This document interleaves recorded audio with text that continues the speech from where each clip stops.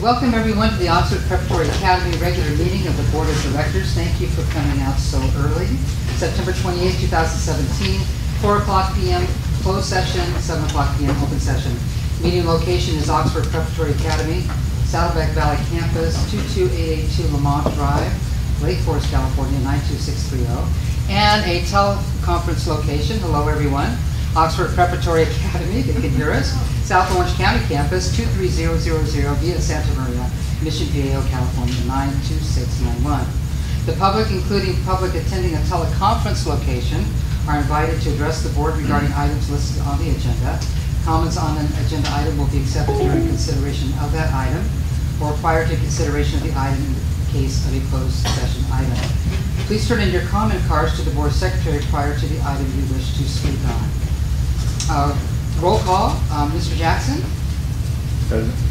Mr. Haney? Present. Mr. Diaz? Present. Ms. Garner? Present. Pledge of Allegiance. We want to stand.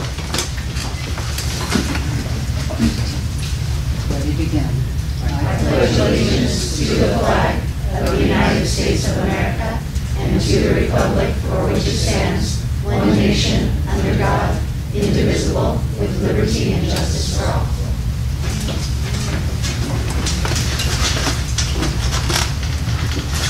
Approval of agenda for regular board meeting for September 28, 2017. Can I have a motion to approve the agenda? I'll make a motion. I have a second. I'll second. All those in favor say aye. Aye. And those opposed? Motion carries. Public announcement of reason for closed session. Closed session for discussion of possible action, conference with legal counsel, anticipated litigation, Government Code Section 54956.9, subsection B, subsection 2, one matter. Conference with legal counsel, existing litigation, Government Code Section 54956.9, subsection D, subsection 1. Oxford Preparatory Academy versus Chino Valley Unified School District, Oxford Preparatory Academy versus Enlightened Learning Solutions. Public Employee Appointment, Government Code Section 54957, titled Executive Director. We will be going into closed session to review applications for the Executive Director, not to make a decision. Do we have any public comments on closed session items? We have one. Okay. Priscilla Trickett? Trichet?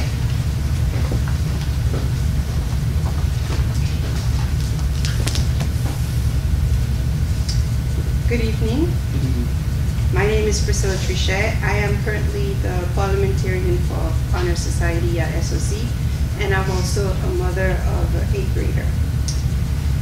I'm here because, like all of you, I want OPA to continue to be successful for many more years to come. But most of all, I'm here because I feel that we as parents, we have enough. We are disappointed and we don't feel like we are being heard. Our families chose to go to OPA because we trusted that it would be a more personal experience, and truly because it offered the ideal curriculum that a parent wants for his or her child.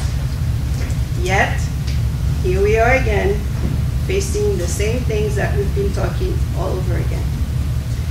It is my belief that a school board must be responsive, encouraging to open dialogue, receptive to parents, staff, student, and the community at large.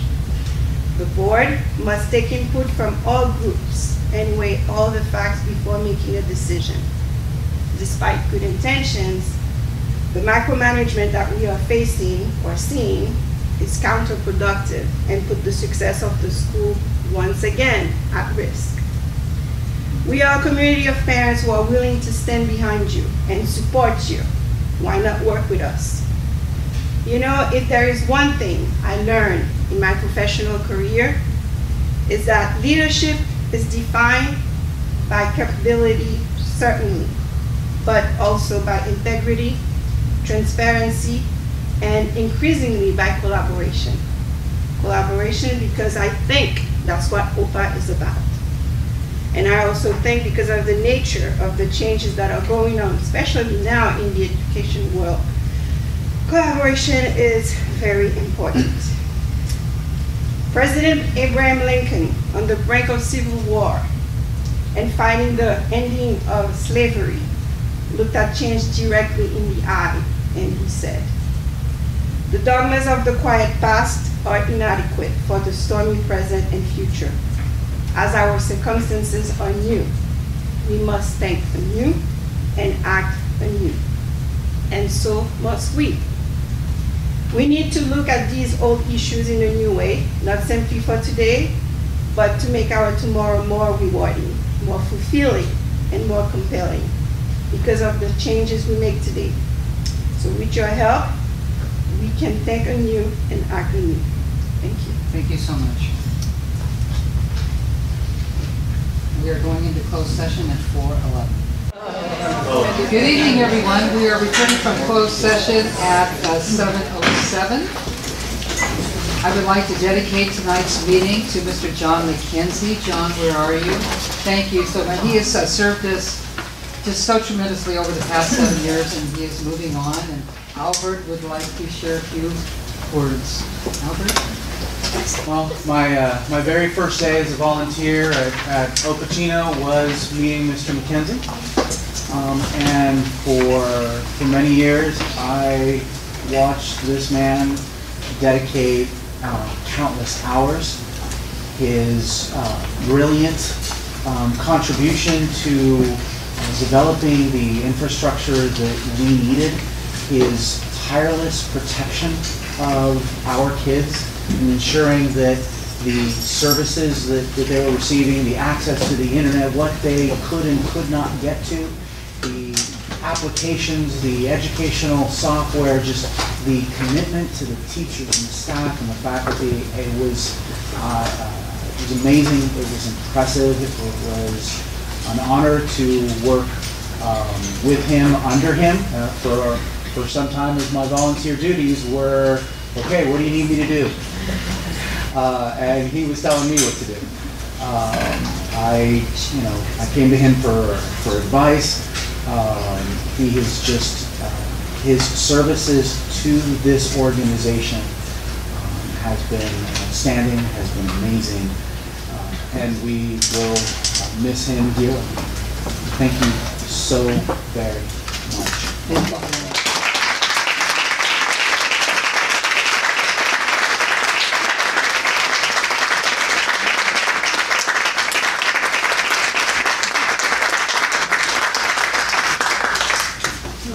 Yes.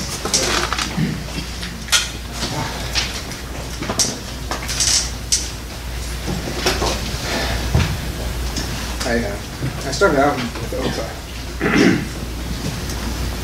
I remember the first blog post I saw about it. Carrie posted it, and it was in 2009. And I don't know how quickly did I respond to it, Carrie? An hour. So within an hour of the thought of building a charter school, I was on it, and I was dedicated to this school. And honestly, in 9 years, I have been heart and soul into this. Just loving all the staff members. You know, not only have my kids gone here, I have looked out for your kids, and how can I protect them? How can we exceed what's required by the state? And we have 3 levels of protection in our firewall. And, you know, my kids are your kids, and I'm so happy that my kids have graduated out of Oakland and moved on. The people, you know, I have to thank Andrew Crow, who he's on to. Totally. Okay. You know, the trust you had in me, thank you so very much. I can't say enough for all that you've done. I've seen your work, and it's outstanding. And you have my respect and my loyalty from here on out. There's my crew of IT support. Chase is going to be doing a lot of the stuff that I have been doing. He's been a fast learner. He's dedicated. He's young, and gosh, I remember when I had that drive. And you know, IT kind of gets old after a while and burn out a little bit. So Fernando has come in, and he has been absolutely awesome. He's been part of our IT team, and he was the first one to come in and help me after years of doing this on my own.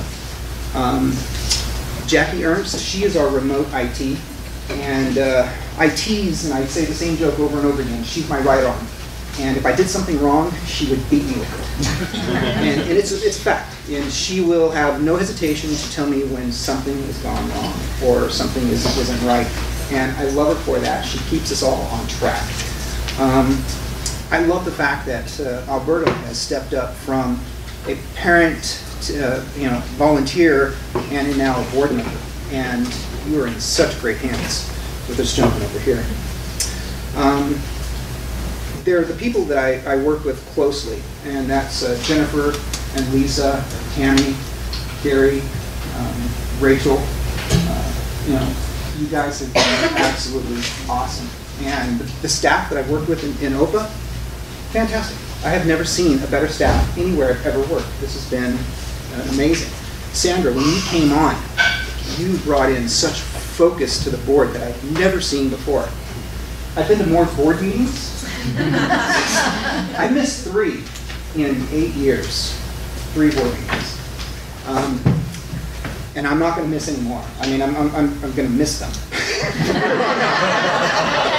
But I won't miss them.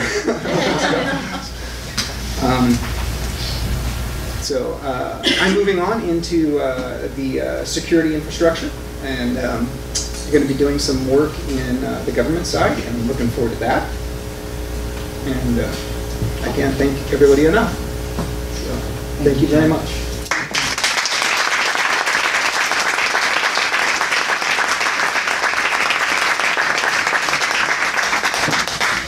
Before we move to our presentations, we do have a report out from closed session. Mr. Haney? During closed session, the board discussed our commitment to hiring an executive director for the OPA schools. We reviewed candidates that had applied through EdJoin, and we are looking to engage a search firm for a national search for candidates for the position of executive director, in addition to the candidates that we already have. We are looking to retain a consultant to assist us as a board in facilitating the process of identifying and selecting the right candidates and ultimately the right candidate to fill that spot. And we're reaching out to the advisory councils for their assistance. We are specifically requesting that the Parent Advisory Council convene town halls where they can request of the parents the list of characteristics, traits, and criteria that they would like to see in the next executive director at this school. We would like the advisory councils then to report that information back to us as a board so that we can have that information and take it into consideration in this process. Thank you. Presentation, Saddleback student performance. Are our performers here? They absolutely are. And we'd like to invite the board members to come forward and take a seat.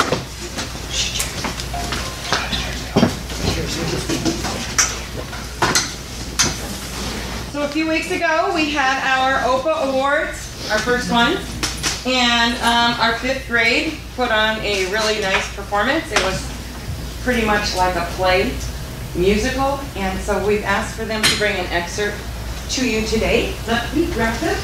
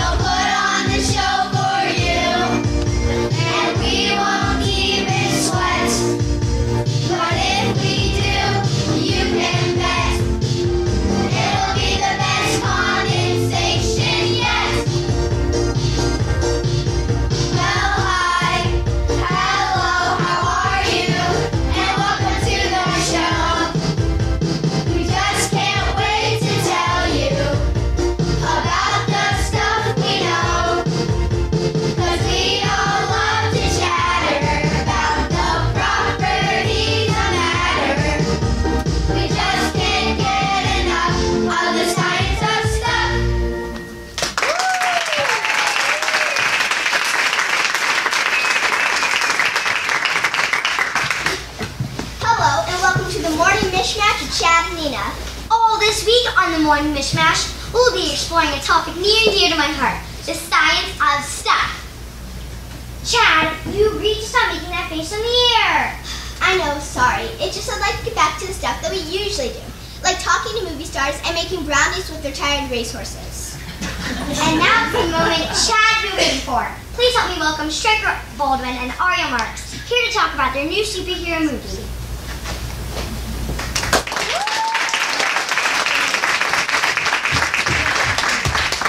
Oh my gosh, thank you. We're so excited to be here. Our new movie is called H2O. Get it? Get it? Get it? This movie is a little bit of everything. Action, romance, special effects. And bonus, it's scientifically accurate. Good one. Oh, we're not joking, Chad. Scientists wrote the script, real life ones. Striker and I play Team Wing superheroes that get to save the world on a microscopic level. I quit. Ignore him. And that's a wrap. Yeah.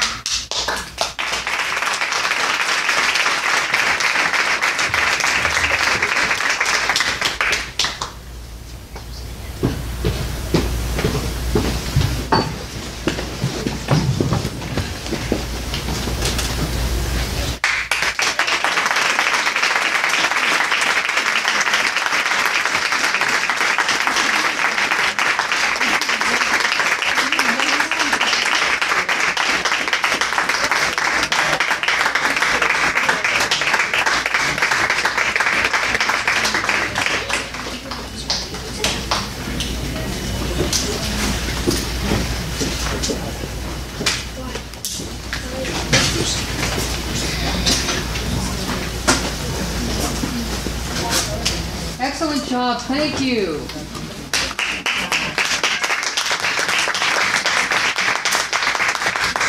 And they all sang, isn't that exciting? I mean, they were all animated and they all sang. Thank you so much. Mrs. Lohop, do you think you could follow them? I don't know. Let me tell you, the whole presentation actually took me by surprise because I'm accustomed to just having grade levels do a few songs. And then when they came in with a whole play, it was my first experience with it too, so to the teachers, that was awesome. I would like to present to the board this evening some of our new staff. Also, some of our staff that is new to SB that followed in from Chino. So if you would humor me for a minute, I'm going to just call their names and ask them to please stand where they're at so you can see who we have here. Maddie Carnevale.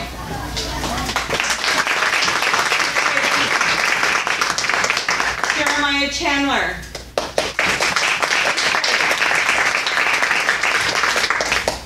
Monique Lopez.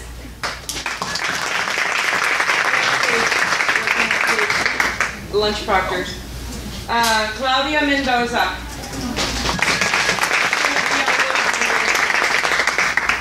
Lindsay Parrish.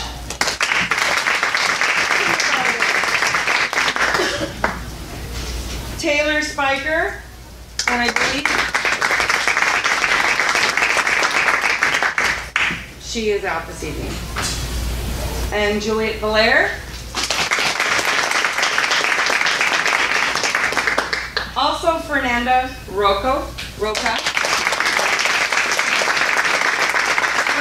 came on as an art coordinator for us this year. It's a position that we went ahead and created because there was such a passion for it on the campus and she was such a great leader last year. We decided not to let her walk away. So those that have come to us from Chino, I'm going to read their names. If you're here, please stand. Alex Ariano, he is our facilities manager. Garrett Bridges, our dean.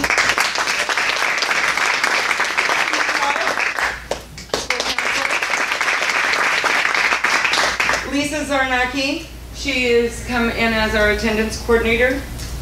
Antonio Guillen, Mr. G.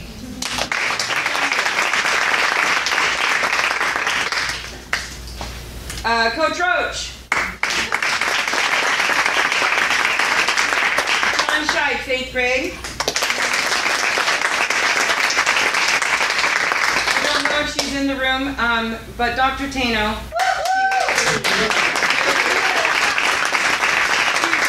To our Scholar Academy. Tony Vera, he is our custodian, out doing what custodians do best. And Gina Willocks has come as our health technician. Is there anyone in the room that I missed that is either new to us this year or traveled in from Chino? Could you all stand just one more time if I called your name?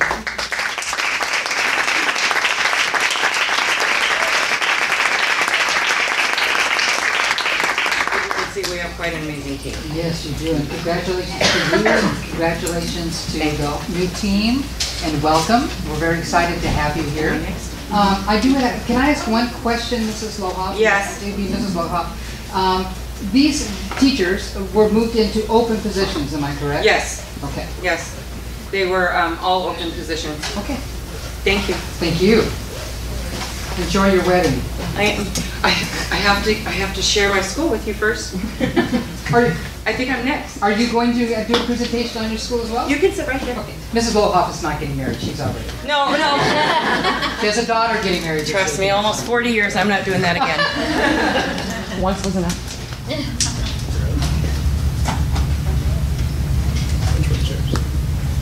No.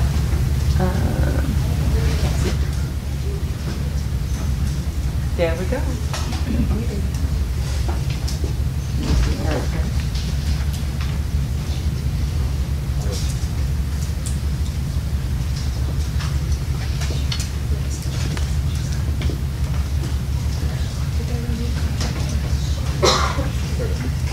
All right, those of you that were at the first Chancellor Chat, a few of these pictures, I'm trying to get out of the board's way. I'll come over here.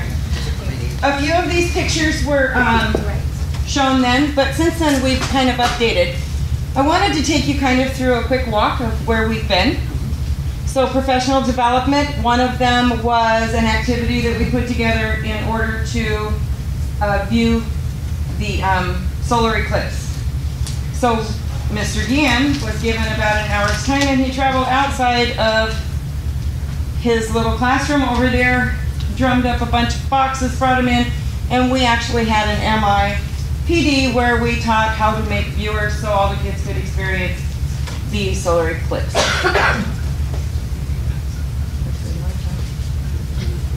to the podium, but I'm standing in front of people then.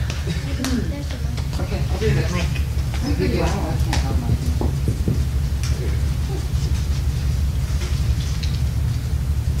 Okay, then we had our Meet the Professor, and the kids were all really happy to be back. Teachers were full of hugs and smiles. Obviously, your admin team was ready to go. We were also excited to begin the new position of leading. As soon as school got started, Mr. Sachs, our music teacher, he teaches both vocal and instrumental. He had one of the local stores come in. They conducted what they called a petting zoo. And that's where the kids get to come in and decide what it is, which instrument they'd like to use for band this year. We had a full house. Then kindergarten got started right out the gate by identifying letters. And our dear Mr. Rectine in kindergarten wore every letter they could identify.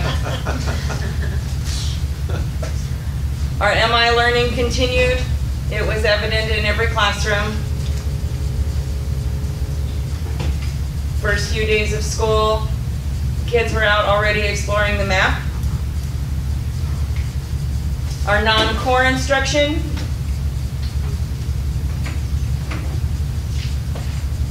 Taekwondo. Then we had our champ characters assemblies, and it was really fun. The gentleman over on the right came in. I'm telling you, he could spin a ball on anything a kid could hold in the air. It was teamwork. They had a ball. I have never seen so many kids in one auditorium as silent as they were as they watched him perform. So it was truly, we've got a parent group that is leading this. and it's a phenomenal thing.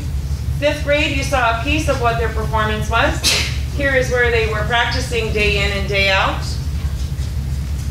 Then Mr. Bridges, Dean Bridges, is consistently having guests in his office for lunch. A few of the places we've been. I have to move closer. I'm blind.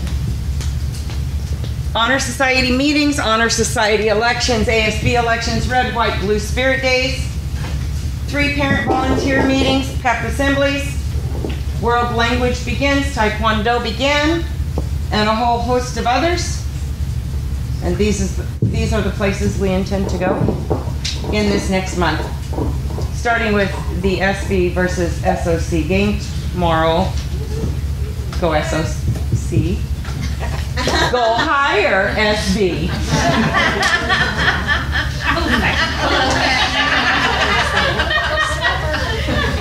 Thank you. That's it. Thank you so much. Of course.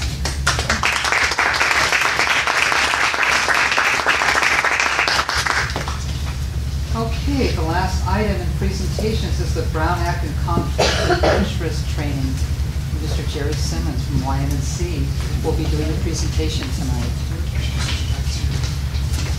Paper versions for you all, but we have an online version as well. So.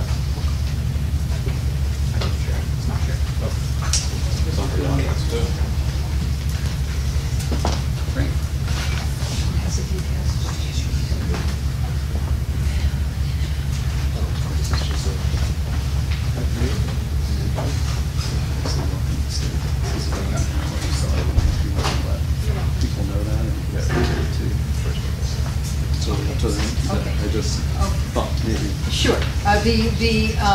This will take about an hour, just to let everyone know. It's something that's very important for this board to go through. And I think it's important for the community to hear as well. So I invite you to stick around if your time allows. Okay? Thank you.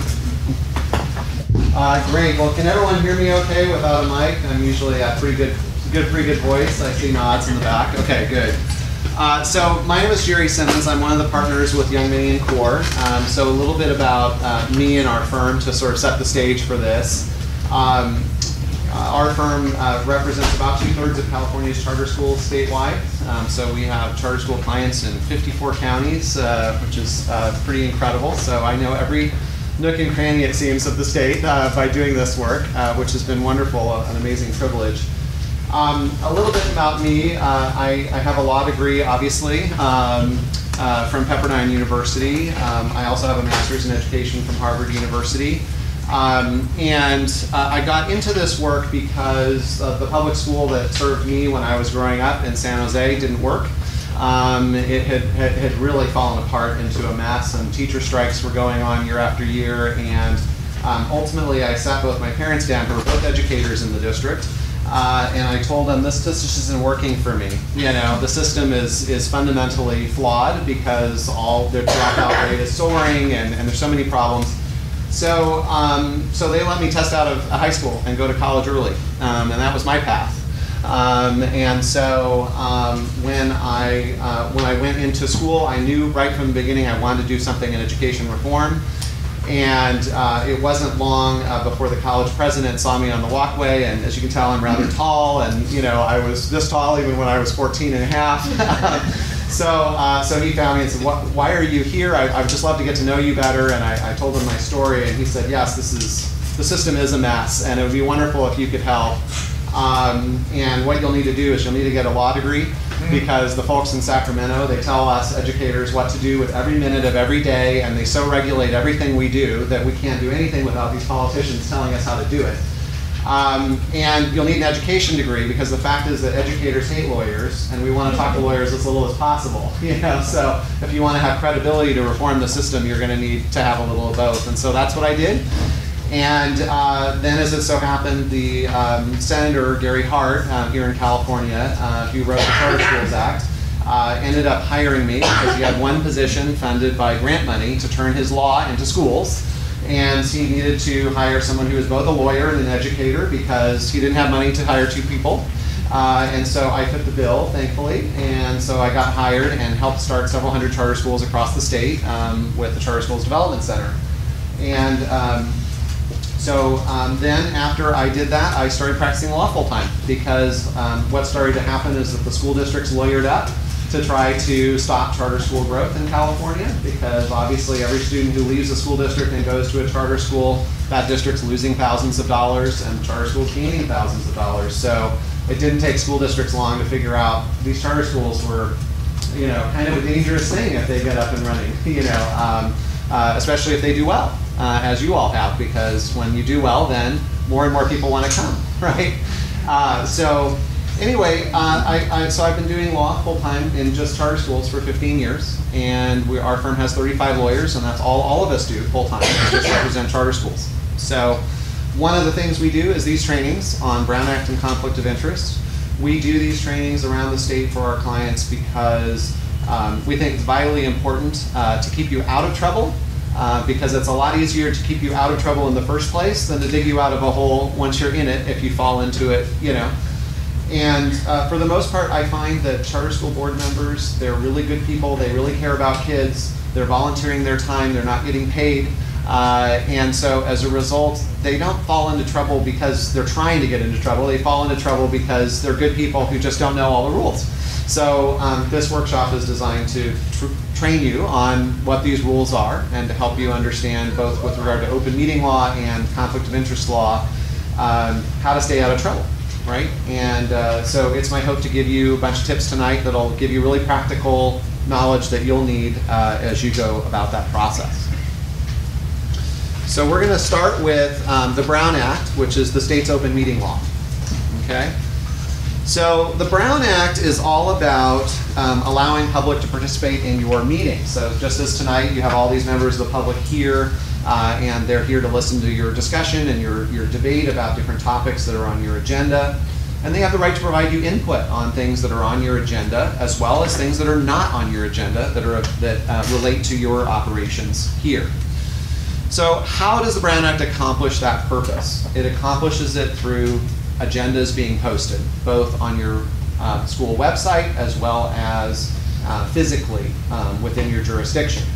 The agendas allow members of the public to know when you're going to have a meeting, that you're going to talk about something that's of interest to them, that's worth maybe getting out of work early, arranging daycare if they need it, all those things that families need to do in order to attend meetings.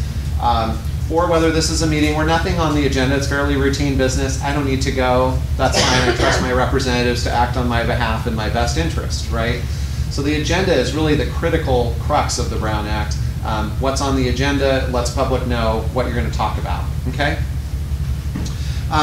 These meetings, like today, have to be open to the public, okay? There's very limited reasons you can meet in a closed session. I know you had a closed session earlier this evening, and so I'm going to talk about the reasons you can be in closed session. But outside of those reasons for which the statute allows you to be in closed session, the default is always that your meetings are open and members of the public may attend. Sometimes that's awkward and difficult because sometimes you're talking about difficult stuff. And sometimes a lot of members of the public want to come and speak to you. I was just at a client meeting last week where we had 1,500 people show up. And they all wanted to talk for 2 minutes at a time. Thankfully, many of them around midnight gave up. We got to go home. But we still heard, from 108 people, which was a good sample of the dialogue on the topic that people had come to talk about. So all votes are public. So what that means is that if you're here in public session, then either you're going to have a roll call vote, and members will vote one at a time, or the board chair will call for your vote by a hand raise or verbally, right? And the goal is that members of the public have to know how each and every one of you vote on every single thing on the agenda. And the minutes are going to reflect how each of you vote on every single thing on the agenda, so that members of the public know who to talk to. If they're unhappy with your vote, they can come talk to you and say, I need to understand better. Why did you vote this way or that way? I want to engage in a dialogue with you about that. Transparency does not mean chaos, and what I mean by that is that this is a board meeting held in public, right? So the public is here and they can attend, but it's still your meeting ultimately. So The chair of the board is going to have the authority to make this meeting move along as need be in order to get through the business, right? So you have the right to set reasonable restrictions on public testimony, okay? As long as you're fair and even-handed in how you do that. So you can't, for example, say anyone who wants to speak in favor of this plan, I'll let all 50 of you speak, but opponents, only 2 of you can speak. You can't do that, that's unfair, right? But you can certainly say, hey, anyone who wants to speak on this topic, you each get 2 minutes, right? I mean, that's fair. That's a reasonable restriction on public participation, okay? Particularly if you have a lot of things on your agenda.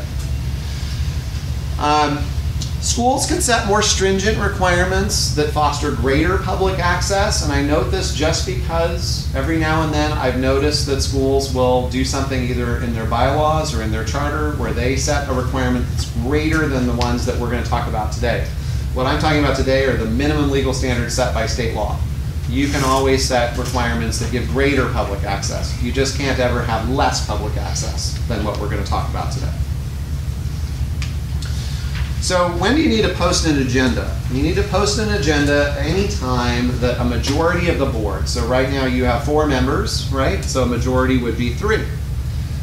When you fill the 5th board seat, how many is a majority? Still 3, right? So for you with a 5-member board, you know that if you have either a full board or a board of 4, anytime 3 of you are going to hear, discuss, deliberate, or take action on an item of school business, you know that that needs to happen at a board meeting only, pursuant to a posted agenda, okay? So there should never be a time where 3 of you talk about an item of school business outside of a meeting that is with a posted agenda, right? So if it's less than 3 of you, can you have a conversation? Yes. 2 of you can have a conversation about an item of school business in your case because 2 is less than a majority. But the minute it trips over to 3, you have an issue, you have a Brown Act violation, right? And that can occur in a couple of different ways, and I'll talk about that in a few slides. Okay? Also note that it applies to your committees, subject to one very, very narrow exception. And what I mean by that is just simply that the Brown Act and all the rules that we're going to talk about today apply to your committees as well, subject to one narrow exception. I've included on this slide with very tiny text that the public probably can't read, and I'm sorry for that. The little rule here about when a committee is not subject to the Brown Act, right? And that's when it's advisory, meaning it makes no decisions. It must be composed solely of members of the board. No parents, no teachers, no community members can be on this particular kind of committee. It has to be less than a quorum of the board, meaning less than 3 of you, right? And it must not be a standing committee with any kind of continuing subject matter jurisdiction. So it can't be, for example, an audit committee, a budget committee, a personnel committee, because that's a standing committee that has a continuing subject matter jurisdiction. If you can't meet all 4 of those tests, then you know that committee should be posting agendas in accordance with the Brown Act, just like the full board is. So some things where a majority of you can attend without posting an agenda, right? I want to cover these so you understand the distinction, right? A majority of you can attend some other body's public meeting. So that might come up, for example, in your case, if you have a charter up for approval, something like that, you might all attend a school board meeting and you all might all sit in the front row. And there's nothing wrong with that, right? You can also attend public conferences of general interest. So this would be like the State Charter Schools Conference. And there's 2 each year for new members of the board. There's one in fall that's sponsored by the Charter Schools Development Center where I used to work. And then there's also in spring, the State Charter Schools Conference sponsored by CCSA. And that's held in March of every year. This year it happens to be Easter week, so it's a little bit tricky, perhaps for some of you to attend, but you may be on vacation that week, but it is traditionally held in March. And then finally, purely social or ceremonial gatherings. These are weddings, funerals, graduation ceremonies, Christmas parties, weddings, all these kinds of things. You can all go, right? The trick about all of these, though, is that you can all go without posting agenda so long as no school business is addressed while you're there. So what you can't do is be in a situation, and I've had clients in these situations where they go to a wedding and they get caught talking about school business at someone's wedding, or I had one case that was particularly troublesome where they had gone and talked about a student expulsion at the back hall of a funeral. That really didn't go over well with members of the public when the media found that out. So just be careful you're not talking about school business while you're there, because if you're talking about school business, when should that happen? In a board meeting only, subject to a published agenda. Okay? No secret ballots are permitted under the Brown Act. So that means that if you have an item that's particularly controversial, tough, you're going to have to raise your hand, yes or no. You're going to have to do that. Members of the public have the right to know how you're voting. You can't vote on a secret piece of paper and pass it down to the board chair to be counted.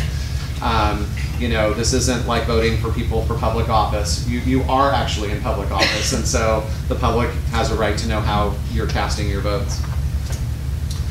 We've already talked about this last one here. So, serial meetings, okay? This is where I promised I was going to talk to you a little bit about. You've got two members of the board who've had a conversation or about an email exchange or something like that. When does it become problematic? It becomes problematic when, remember, a third board member becomes included, because then you've got a majority of the members of the board hearing, discussing, deliberating, or taking action on an item of school business, right? Serial meetings, the most common violations happen via text message and via email. And why is that? Because so much of our business today is done by text message and email, right? Just think about it, right? People send emails all the time. So if a parent, let's say, I'll just run through some examples. If a parent or an employee here at Oxford Preparatory Academy emails all of you as board members and says, I have a concern or I have a complaint about something going on, right? That's their right to email you as members of the public and to tell you what their concern or complaint is. That's fine, right? What I don't want to see you then do is hit reply all and include all your board colleagues in a response to the parent, right? Because in doing that, now you've got a majority of the members of the board engaging in a discussion about an item of a school business outside of a board meeting. So if you have a complaint or a concern that comes to you and you think there's a need to address it, what should you do? You should let staff and Sandra know that you'd like to have this on the board agenda so that the board can discuss it and take action at a board meeting subject to an agenda, right? Being posted properly. So watch out for emails, watch out for text messages, also watch out for combinations of uses of technology. So maybe one of you has a conversation with another board member by telephone, or at the grocery store you run into each other, something like that. That's two, right? And now if one of those two then subsequently sends an email to another board member or a text message to another board member, then we have three. Even though that conversation didn't all occur at one time, it doesn't matter. The concept of a serial meeting is a series of communications involving, in your case, 3 or more members of the board. Okay, that's prohibited. So this is a big shocker to most people who are in business or who are in nonprofit world, because in a nonprofit board or in a for-profit board, board members talk to each other all the time outside of board meetings. In fact, that's where most of the business gets done. So this is different. This is a government agency, and so your business always happens here in front of the public, right? And so it's very artificial. You have to constrain your conduct in a way that you wouldn't if you were on a traditional nonprofit or for-profit board.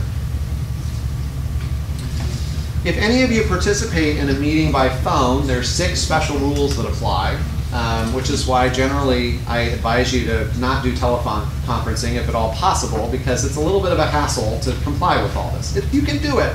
It's just a little bit of a hassle for reasons we'll walk through, okay? First, the agenda must be posted at all teleconference locations.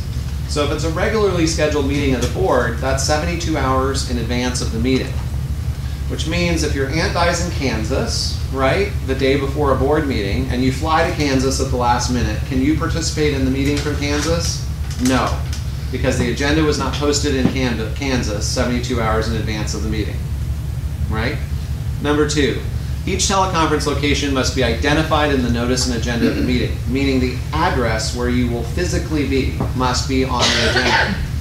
So, if you're running late to an Oxford Prep Board meeting, can you call in from the 405 freeway? Answer, no. because the teleconference location has to be identified on the agenda. And it has to be a physical location where members of the public can participate in the meeting. So driving down the 405 freeway, people can't hop into your car and participate in the meeting from there, right? All votes have to be taken by roll call. So this slows down your meeting, because instead of being able for Sandra to just say, hey, all those in favor, raise your hand, now each board member has to be called one by one and have their vote be recorded on every single action, even routine things like approval of the minutes. So that slows down your meeting and it adds to your meeting time. Each teleconference location has to be accessible to the public, meaning Americans with Disabilities Act compliant. Where is this an issue? It's an issue if you, I'll get to your question in just a second. It's an issue if you're calling from home, let's say, and you have stairs at the front of your house. Okay, well, can a wheelchair get into your living room to participate in the meeting? If the answer is no, then you know that's not an ADA compliant facility where someone can participate. Think about that same thing if you happen to work in a building that's maybe older and doesn't have an access ramp or something like that. So be thoughtful about those kinds of issues because we have had clients challenged when they've had an address listed that clearly had stairs or other physical barriers that prevented disability access. Yeah, question here. In regards to number 3,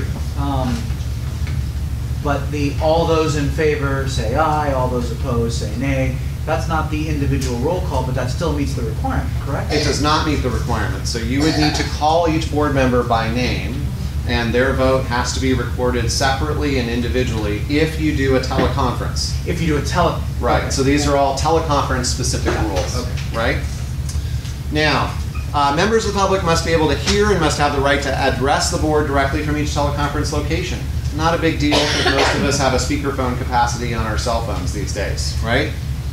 And finally, and this last one is a little bit perplexing, so I'll explain it for just a minute. A quorum of the board must participate from within the charter school's jurisdiction. Now, every other local agency that the Brown Act applies to, it applies to cities, counties, water districts, hospital districts, sewer districts. I mean, every other kind of agency that's local in California has defined geographical boundaries.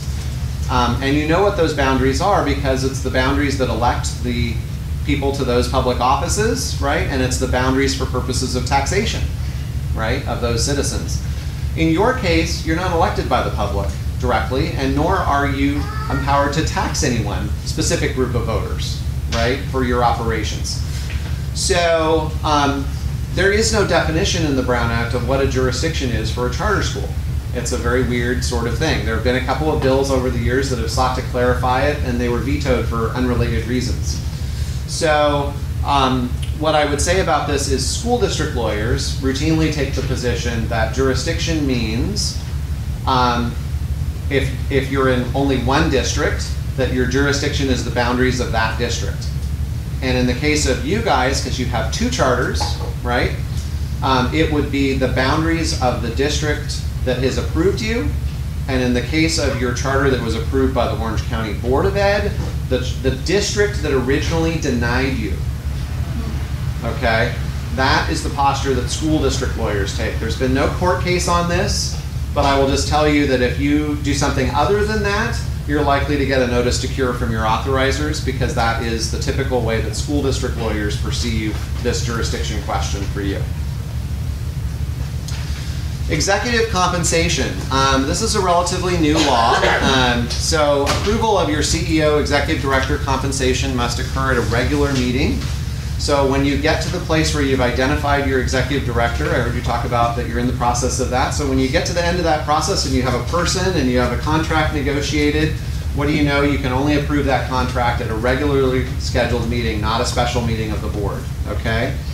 And prior to final action, you have to report a summary of the recommendation for final action, which will include the salary, the benefits, and any other costs associated. So if you have, for example, car reimbursements, or you pay life insurance for that person, or you have a special 403B contribution for that person, any of those kinds of things become part of the compensation package that you'll report to members of the public before you take action. So, practice tip that I offer for you here, right? I was at a Stockton Unified Board meeting a few months ago where they just announced, pursuant to this law, you know, and they met all the legal requirements. They did the announcement, but you know, members of the public in that community, you know, their average compensation for a family there is considerably less than what they were going to pay this particular person. And the board failed to provide context to say, hey, this position is going to be paid, say, midpoint among other charter schools of similar size or other school districts of similar size, this sort of thing. And so as a result, there was sort of this audible gasp in the audience when they thought, wow, this person's going to make like 6 times what the average Stockton resident makes, right? But if they had put it in context and said, hey, we did a salary survey, and based on that salary survey, we established the salary range, I think the reaction from the public would have been a lot different because they would have had contextual information for why that salary was reasonable. Also, your final action has to be done in open session. So, so there's no doubt now that this kind of is very public. It's very transparent how much you're going to pay your senior executive. So, some agenda requirements. I have a question. Question here. Yeah, please. Can you go back a slide? You bet. So, I didn't see anything in there that said closed session, but then that seemed like that final point said final action open session. It seemed like the whole thing can and should happen in open session. So you can have a conversation about reviewing resumes, for example, in closed session. You just can't approve the contract with the final person in closed session, right? And the reason you can have a conversation about hiring in closed session, if you think about it, is because if you were to have to do all of your interviews for, let's say you narrowed it to 5 finalists and you wanted to interview them all as a board and they had to show up here in front of the whole parent community, how many applicants do you think you would have? Because within 5 minutes of this meeting being over, their bosses would know they applied for a job here, right? And that's not workable for public agencies because no one will ever, it would just have such a chilling effect on people changing jobs, right? So that's the concept here, is you can go through the resumes and things like that, but once you've identified who that person is and you've decided, that's an open session contract approval. So your agendas, they have to be posted properly in advance and they have to include a brief description of items to be transacted. And I think your agenda tonight did a great job of that. I could read it and I understood what you were planning to take action on and what information and items you had. So that was good. I thought you had a good brief description on items. Note that for closed sessions, there's what's known as safe harbor language. And this is language the legislature has included for you in the Brown Act statute itself. And they literally want you to cut and paste it onto your agenda. And your staff is familiar with this language, so they take care of this for you. But I just note it for you so you're aware that if you see closed session and it works, it's worded a certain way, it's worded that way because they've cut and pasted it from the law, and that's what the legislature asked you to do. So don't get creative with closed session language and call it something different. This is not a creativity exercise. The whole point is they want you to cut and paste, right? I also recommend that your agenda include some information about how they can request a disability-related accommodation if they need one. It's great to know that in advance so your staff can prepare and can get whatever needs to be in place beforehand. If somebody shows up at the meeting, it becomes very awkward to figure out, well, how are we going to accommodate somebody if they show up at the meeting and we didn't know they needed an accommodation, right? So that's helpful. If you give them a name and a phone number to call, make it real easy for them to make that kind of request. And finally, the location of inspection of documents distributed to the board. So anytime that staff distributes to you, a majority of you, information in connection with your agenda. So you may have an agenda packet, right? And in your case, it may be an agenda binder, but we sort of refer to it in the industry as the packet, right? These are the backup documents, right? So they might have on your agenda approval of a lease at 123 Main Street. In the agenda packet will be the actual lease they're asking you to approve. Anytime that goes out to a majority of the members of the board, the public has a right to inspect those documents, okay? So you need to let them know where is that going to be. And in your case, that's especially true because you have 2 schools at 2 different addresses. So you should let people know, can they do that at either school? Do they have to go to one school in particular where that's maintained, where people can look at that in advance of the meeting? How does that work? Some schools, as a customer service courtesy, post the whole agenda packet online. That's not required by law, but you can do that, and if that suits your purposes and you're able to do that, that's a great customer service. Now let's talk about how long you have to post these agendas in advance. For a regular meeting, it's 72 hours. For a special meeting, it's 24 hours. And then we have this thing called emergency meetings. And I almost leave it off my slides because it's so rare that it's only one time has a charter school done this in 20 years. You can only have an emergency meeting with an hour's notice if there's a crippling natural disaster or if there's work stoppage, meaning a strike. Okay, I've only had this happen once in 20 years, and so in that case it was a work stoppage issue. Okay, but other than that, you're going to have to give 24 hours notice at least for you to meet. Nothing less than that will do. We've talked about where you need to post. One thing I want to let you know is that on January 1, 2019, so it's not yet, we're more than a year away, you'll have to post it on your main page. It can't be buried on your website somewhere. So you need to start thinking about that and where on your main page would you want that to be? At the top, at the bottom, on the side, So that may be something for you to start thinking about, even though you've got a little bit of time to implement that particular piece. So right of the public, they have a bunch of rights. And what you'll learn in this presentation is the public has lots of rights and you have none, basically, as a board, other than to restrict, in a reasonable way, how much time each speaker can speak to you. They have the right to give oral testimony at the meeting, okay? And they can say during their oral testimony any number of things. And I've been a public official before, so I know how this is. People come in and sometimes they will say mean things to you. They'll say that they think that you're a terrible board member, or that you don't do your homework, or that you have been rude to them, or any number of things. Members of the public have the right to come to the board and to say that in open session. I'm sorry, you've signed up to be a public official, and the life of being a public official is just that, people are oftentimes unhappy with you or with someone else, and they blame you anyway. These things happen. So just be aware they have the right to say those things, and you can't stop them during their 2 minutes of time from saying that, okay?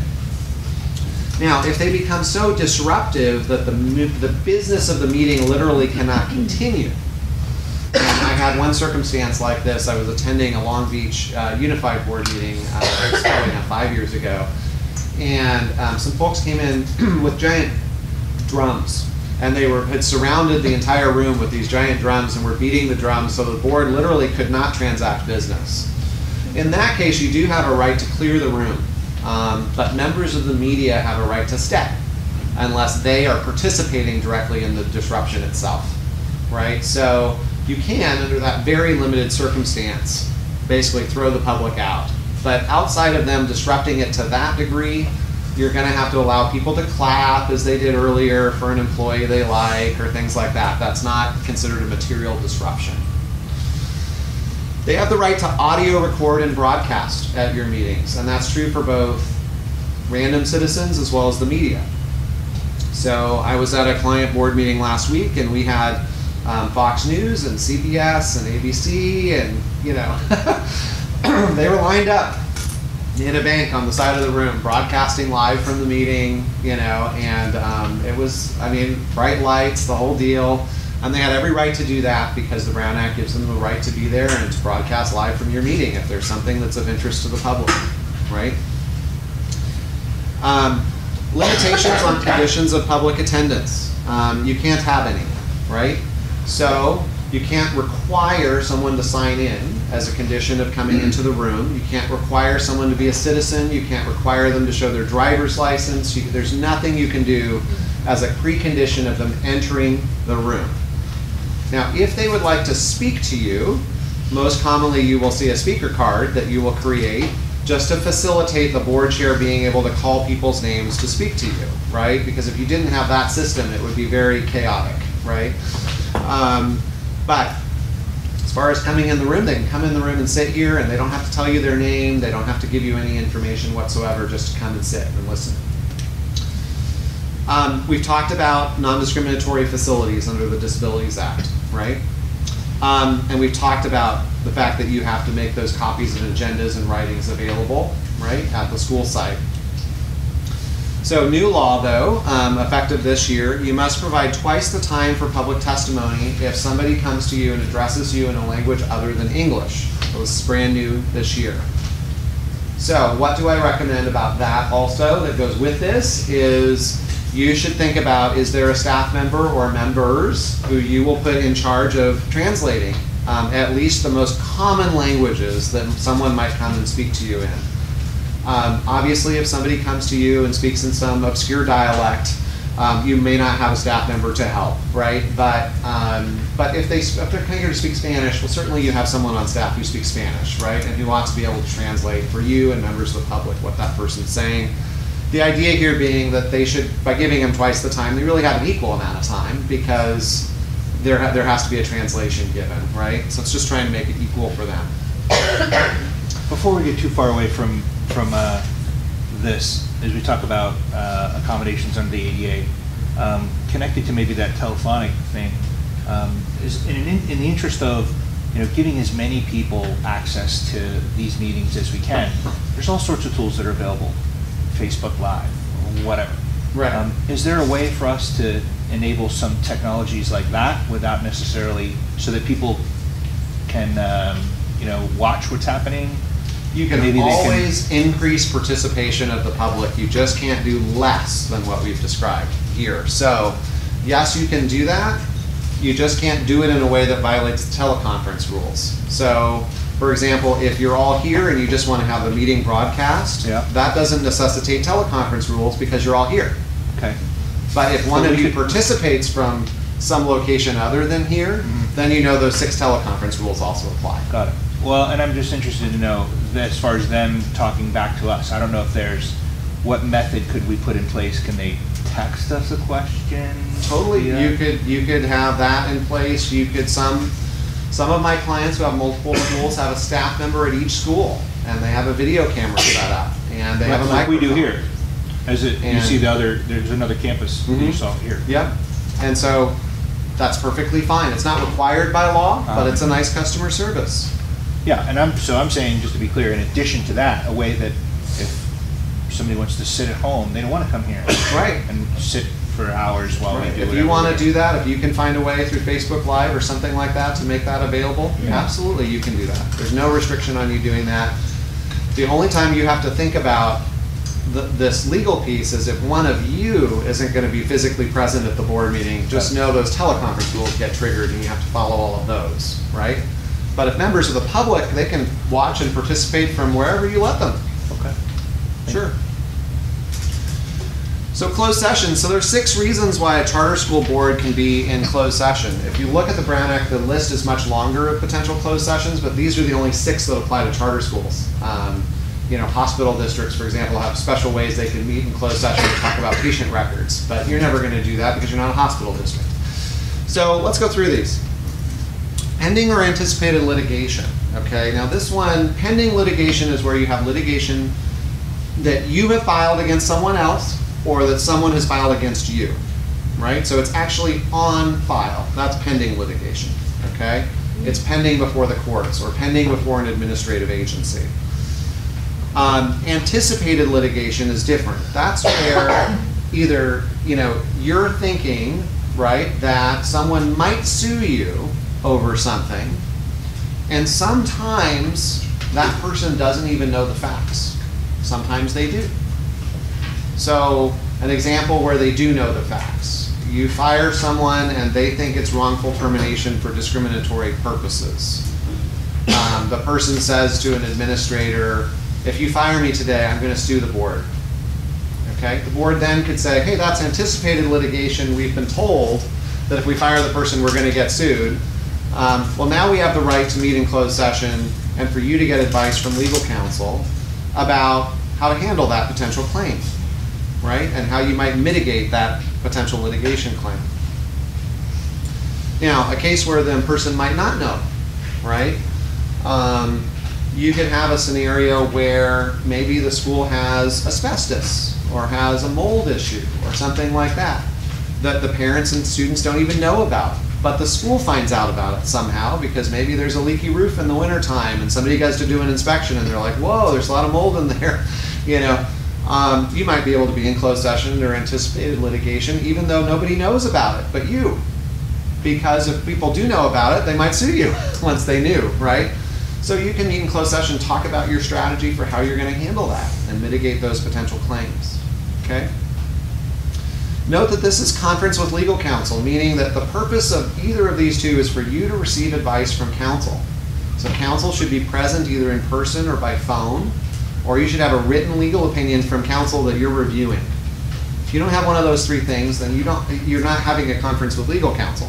This purpose is not for you to talk amongst yourselves and strategize amongst yourselves. The purpose for you is to receive advice from counsel and for you to be able to ask questions of counsel, okay? The next one is people discipline. If you, the board, are ever going to suspend or expel or take some other kind of disciplinary action against a pupil, you know you can meet in closed session because in California we have a constitutional right to privacy. And students have a right to privacy just like adults do. And so they have the right to have that be held in closed session. Okay? Now, pupils also, though, have the right to waive their right to privacy and to demand that you hold that in open session. That happens from time to time, and usually when it happens, I find it's because the student has some incredibly overwhelming and compelling piece of evidence that they want to embarrass you with in public.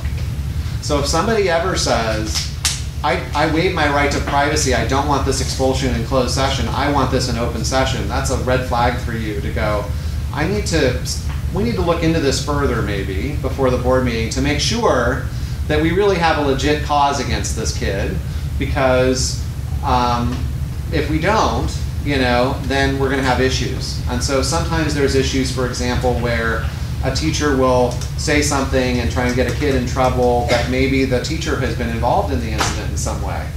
And that you don't know that yet. And so the student's going to present some email evidence or some text messages or something that's going to implicate the employee and say the employee encouraged them. Things like that, right? You want to know about that so you can take that into consideration you know, as you think about what's appropriate in a particular fact pattern.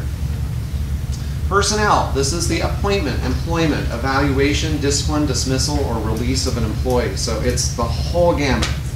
If you, the board, are going to be taking action on any of those things, you can meet in closed session to discuss those items.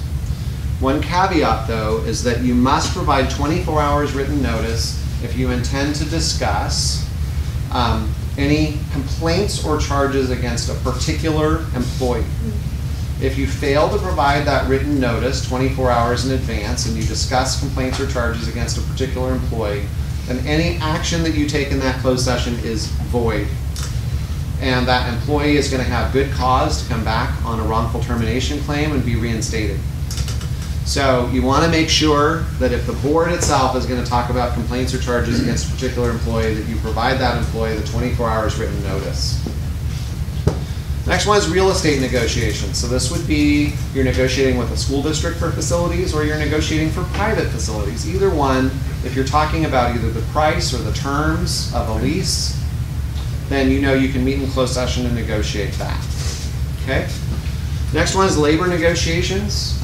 If you have a union that forms here at Oxford Prep at some point, you would have the right to meet in closed session to discuss and give instructions to your labor negotiators about what your position is going to be relative to salary, benefits, contract terms, those sorts of things. The last one, hopefully you'll never need to use. It's the public security exception. It allows various law enforcement agencies to meet with you to discuss potential terrorist threats against public facilities.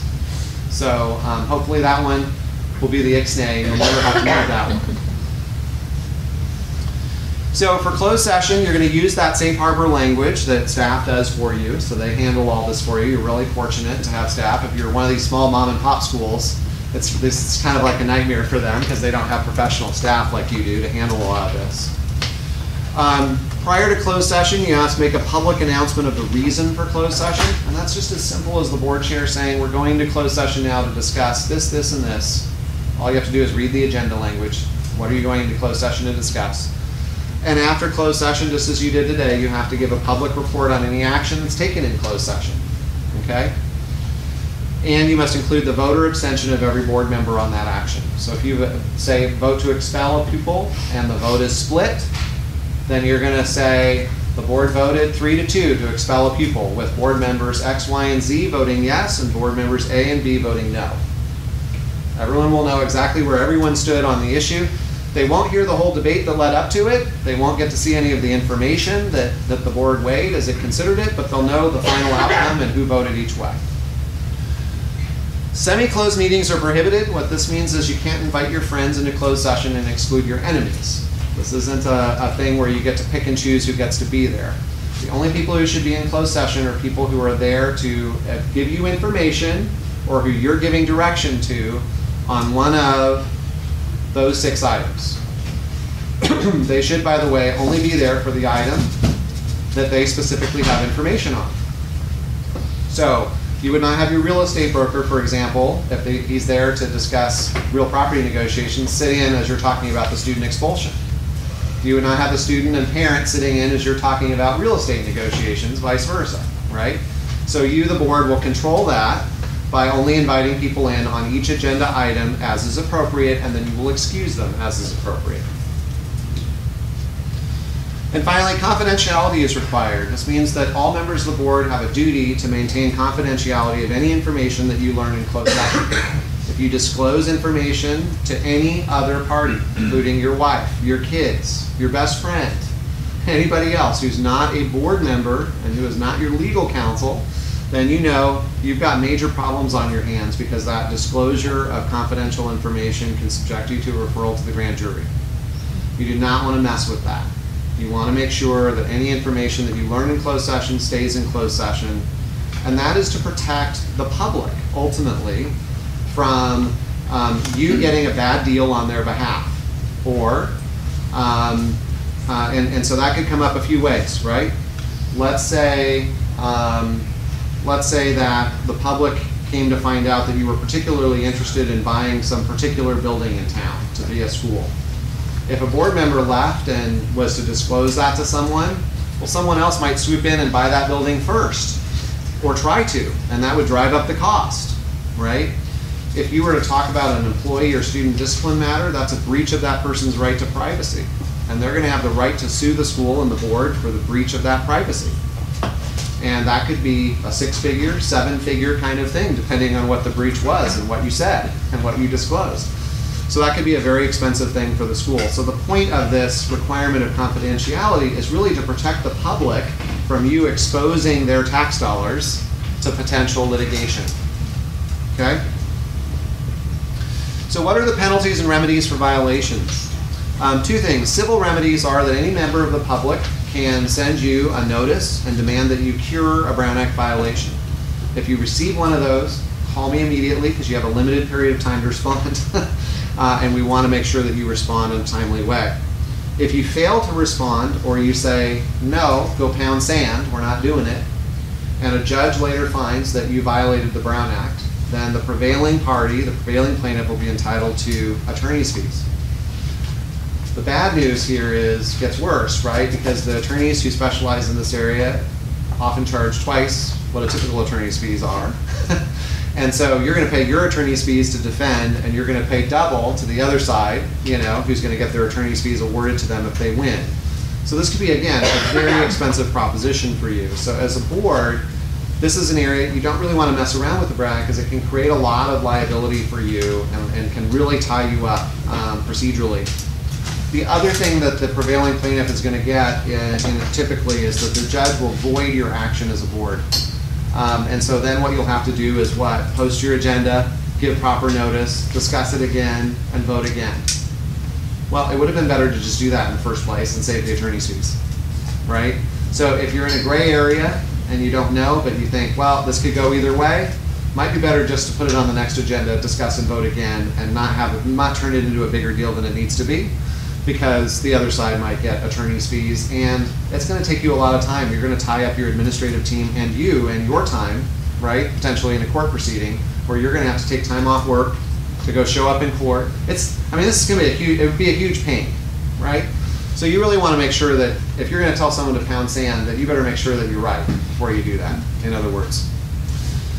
Also, it's a misdemeanor in the state of California to knowingly deprive members of the public of information they're entitled to know under the Brown Act. So if you were to violate the Brown Act by, say, excluding members of the public from an open session item, something that should be open session, you knowingly do that, then the local district attorney can bring charges against you, misdemeanor charges for that. I have had that happen to a few of our clients where the district attorney in a particular county has pursued this. To date, I've been able successfully to negotiate to say that our clients in those cases sit through a training like this every year in lieu of actually being prosecuted, right, as sort of a settlement of those issues. But there's no requirement that a district attorney agree to do that, and they could decide to throw the book at someone if they felt like it was a real issue or was an ongoing issue especially. So what is the proper process? So for example, you gave a bunch of examples where boards, volunteer boards, might inadvertently engage in something that at the time it didn't sound like it was a Brown Act violation. Right. But then it's been brought to the, what is the process for the public to, what is the requirement, if you will, for notification, evaluation, and curing before it gets to DAs and attorneys and, the pound sand is pretty obvious. Hey, look, here it is. Here's what the detail of what we believe is a Brown Act violation. And now the board has the opportunity to review it, analyze it, determine if it's legitimate, and then cure it. So how does that whole process work? So that process would work like this. If somebody were to send you a notice and allege that you've made a particular Brown Act violation, what I would advise you to do is consult legal counsel, have legal counsel review the claim against the record of what actually occurred at the meeting, right? Sometimes there's just legitimate misunderstandings and mistakes. Sometimes members of the public perceive something to be the case that didn't really happen, right? Sometimes they're right, but it was a mistake. You didn't intend to do it. But you inadvertently, made a misstep, right? If you inadvertently make a misstep, what's the best thing to do, right? Look at criminal penalties apply if one of board members intend to deprive the public. So intent, like all criminal issues, intent is very important in criminal law. So what do you want to say? You want to say, well, gosh, I didn't know that was a violation. It didn't occur to me that that would be a violation. I'm going to consult legal counsel, and certainly we'll follow counsel's direction about if it's a problem, we'll cure it. If it's not a problem, we'll let you know what the rule is and why we think we didn't violate it. But the worst thing you can do is just not communicate at all. Because if you don't communicate at all, that misunderstanding is going to turn into a lawsuit. So is the public encouraged or required to give written notice? So they're detail the violation. Right. So they're required to give you notice if they intend to go forward with litigation. They've got to give you notice first, because the concept here is that we want to give you as elected officials or appointed officials an opportunity to cure before they get to go forward and rack up attorney fees and charge that to the taxpayers, right? Because keep in mind, at the end of the day, who's paying the bill to defend? The taxpayers, right? So we want to make sure that if there's a legitimate mistake of some kind or misunderstanding of some kind, we want the agency to clarify, right? We don't want it to turn into something more than it needs to. Okay. One other thing is potential charter revocation. So I have all the time clients get notices to cure from school districts because under the Charter Schools Act, compliance with all laws and regulations is one of the standards of maintaining your charter. If you violate state law or federal law, one of the obligations of the granting agency, if they become aware of that, is to notify you and to give you an opportunity to cure. If you fail to cure to their satisfaction, that notice to cure can escalate into a revocation. And I have had schools revoked for Brown Act violations. That has happened in California. So if you get a notice to cure from your granting agency, by all means, be on triple heightened alert. That you need to review very carefully what posture they're taking and why they're taking that posture.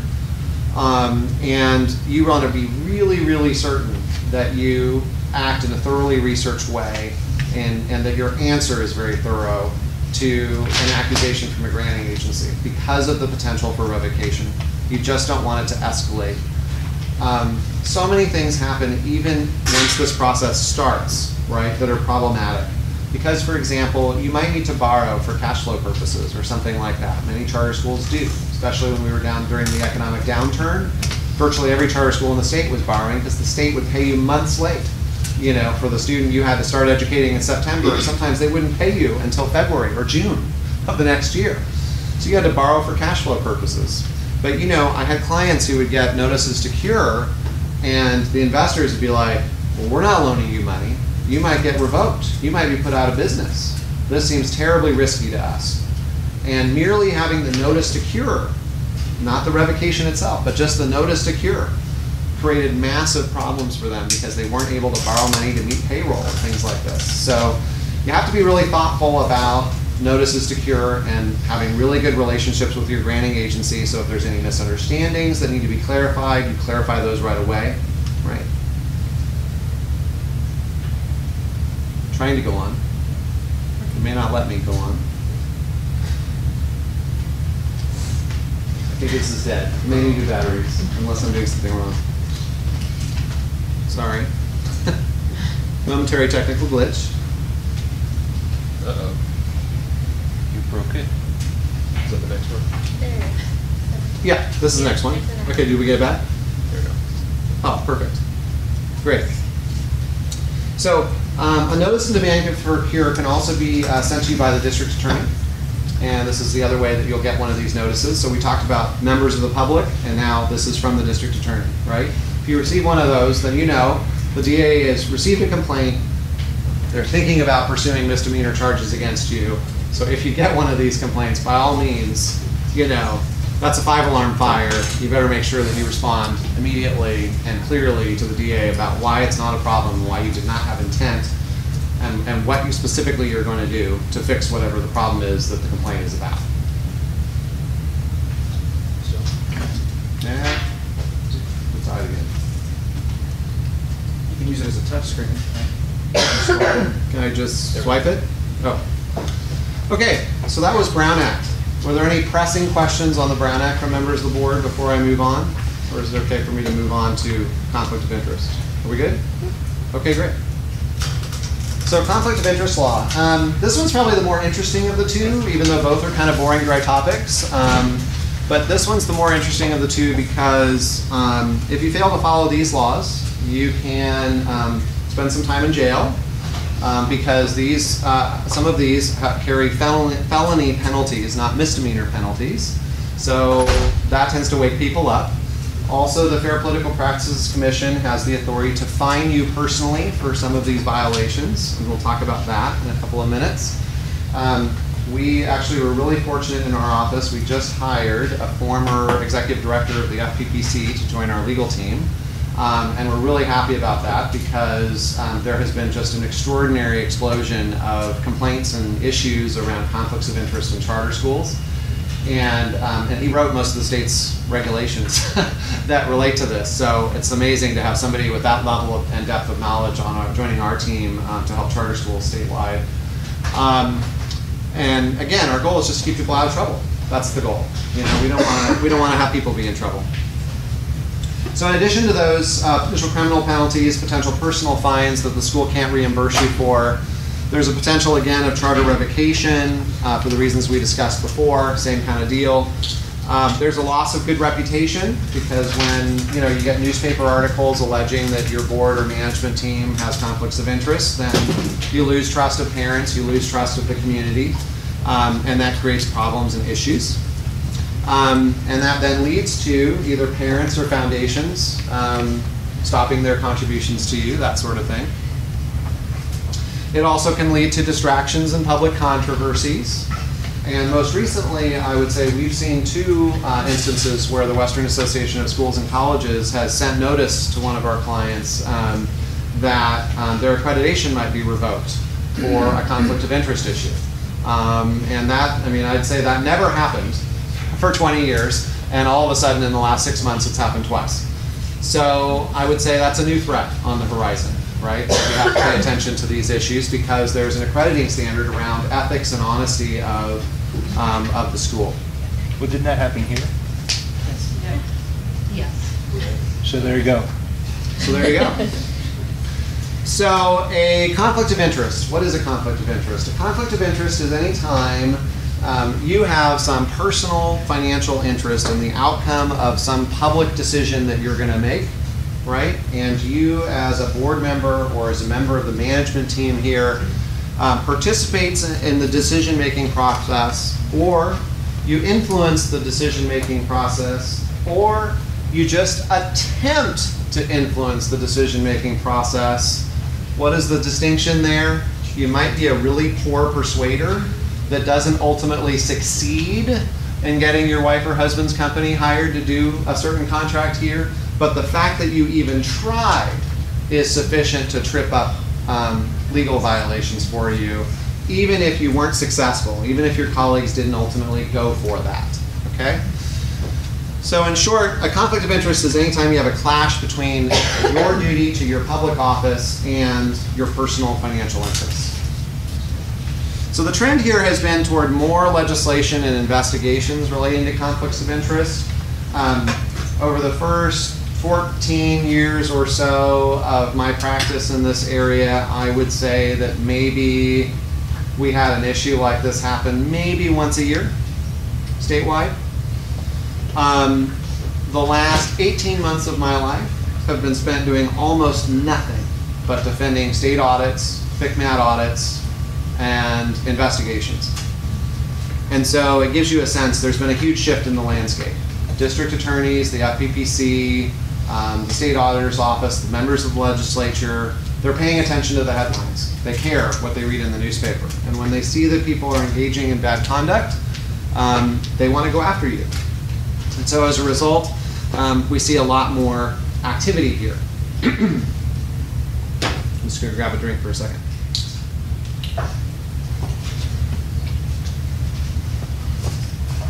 So what I would say is the landscape is moving toward more strict compliance and also toward avoiding even the appearance of impropriety, right? If you avoid even the appearance of impropriety, then you know you won't have a problem.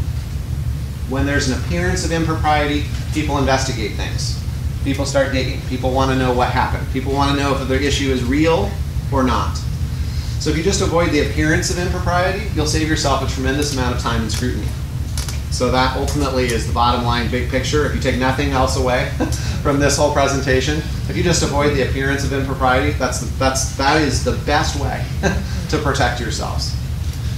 So many new charter schools, as a result, are avoiding having employees or owners of vendors or employees of their vendors or landlords or any other people who have a financial connection to the school. They're avoiding having them join the board to avoid that appearance of impropriety. Okay? So let's talk about how we have some guardrails around these things. What are types of financial interests that can get you into trouble? They can be ownership or investment in a business entity.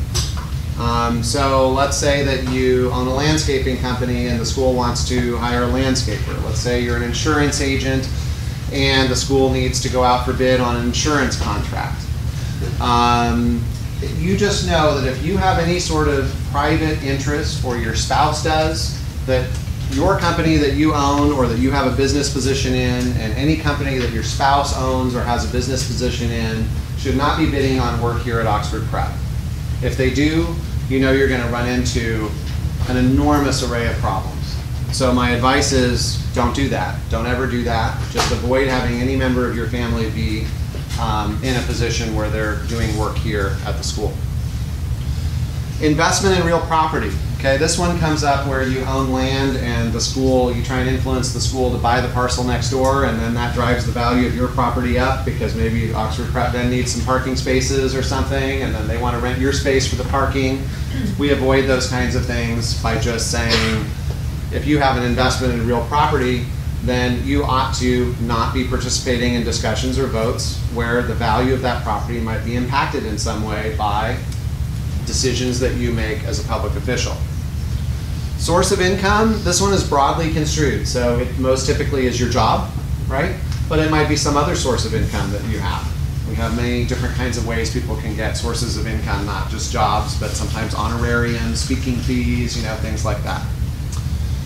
Position in a business entity. This one is, even if you're not employed there, even if you don't own it, just the mere fact that you sit on some other corporation's board, or the fact that you are an officer in that corporation is enough to trigger all of these rules that we're talking about today.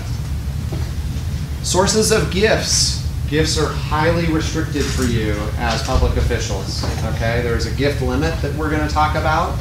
And if you're getting gifts from people, there's a lot of pressure around this. And the reason there's a lot of pressure around this is because the perception is that people who give you gifts might actually be trying to bribe you to ultimately hire their company or some company that they have a business interest in. So ones that I look out for here in the school context, because of how schools typically spend most of their money, textbook publishers, educational software companies. If you hear from a textbook publisher or an educational software company, hey, so great that you're a new board member over to Oxford Prep, they've been such a great client of ours, why don't you come down to a San Diego Chargers game, we've got some box seats. No. No is the answer. Well, just there's no San Diego Chargers. So, there you go. Problem solved. But I have a question on that. Yes. This is limited to financial interest that would be conflicting with our role on the board. If, for example, someone says, hey, I'd like to take you to a Los Angeles Chargers game, and it's somebody who you do business with or a potential referral source or you refer to, if it doesn't conflict or is not even a potential for conflict, is that something we have to limit at $50? So, there are disclosure requirements up to certain dollar amounts that will cover most things like that. So it's acceptable to accept the gift, but you must disclose it on your Form 700 form. So business lunches you go to, someone picks up the tab. You have to be thoughtful. Personal business lunches. Personal business lunch, that's what I'm saying. You have to be thoughtful about those because you never get to take off your public official hat. So you have to, this is kind of a weird thing for a lot of charter school board members to wrap their head around because you haven't run for office, right? You've just been appointed to office. But nevertheless, when you're the mayor, you're always the mayor. And anything you do, in your private life, in your public life, if you're the mayor and you declare bankruptcy personally, do you think that'll be on the front page of the news? Yes, it will be. Even if it's not the city declaring bankruptcy, if you declared bankruptcy, it's an issue. The public's going to want to know about it. Same deal here. The issue of regulation, right, is that we don't want, as members of the public, the legislature doesn't want you to get to make the decision what's relevant and what's not relevant, or what might be a conflict or what might not be a conflict. So if it's a gift, right, and it falls within the gift reporting rules that we can talk about, okay, then it's reportable. Also, gifts over a certain dollar amount are outright prohibited unless there is an exception that applies. And there are certain exceptions that apply, for example, to immediate members of your family. There are exceptions that apply if you've known the person prior to assuming public office and you routinely exchange gifts of comparable value, things like that. So when you get into those gift things, there's a lot of really complicated rules. And so if you're somebody who routinely accepts gifts because you're in business and you're in a business where people routinely trade gifts back and forth or trade tickets back and forth, then let's talk, not now because those are very complicated, but let's talk about that because I just want to make sure that you're fully briefed on what those rules are, so that we can make sure that you understand fully your obligations to when you need to report and when you have to just say politely, no, I'm sorry, I can't take that gift. Okay. So I'm a season ticket holder for Ducks tickets, right? Tickets are on the glass. I have 90 games between now and March. I give them often to my coworkers. You can give things away as much as you want. This is about gifts to you. Okay. So all that's good.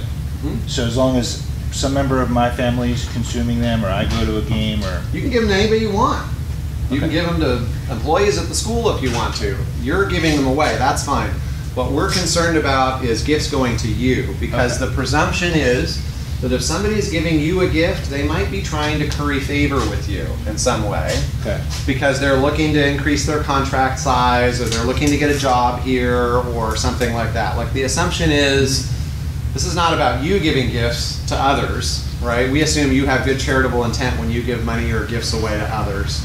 What we're concerned about is the intent of people who want to give money to you or gifts to you that they may not have good intent. Got it. But where I was going with that is, so so I might get a whole box donated because they want me to buy more seats.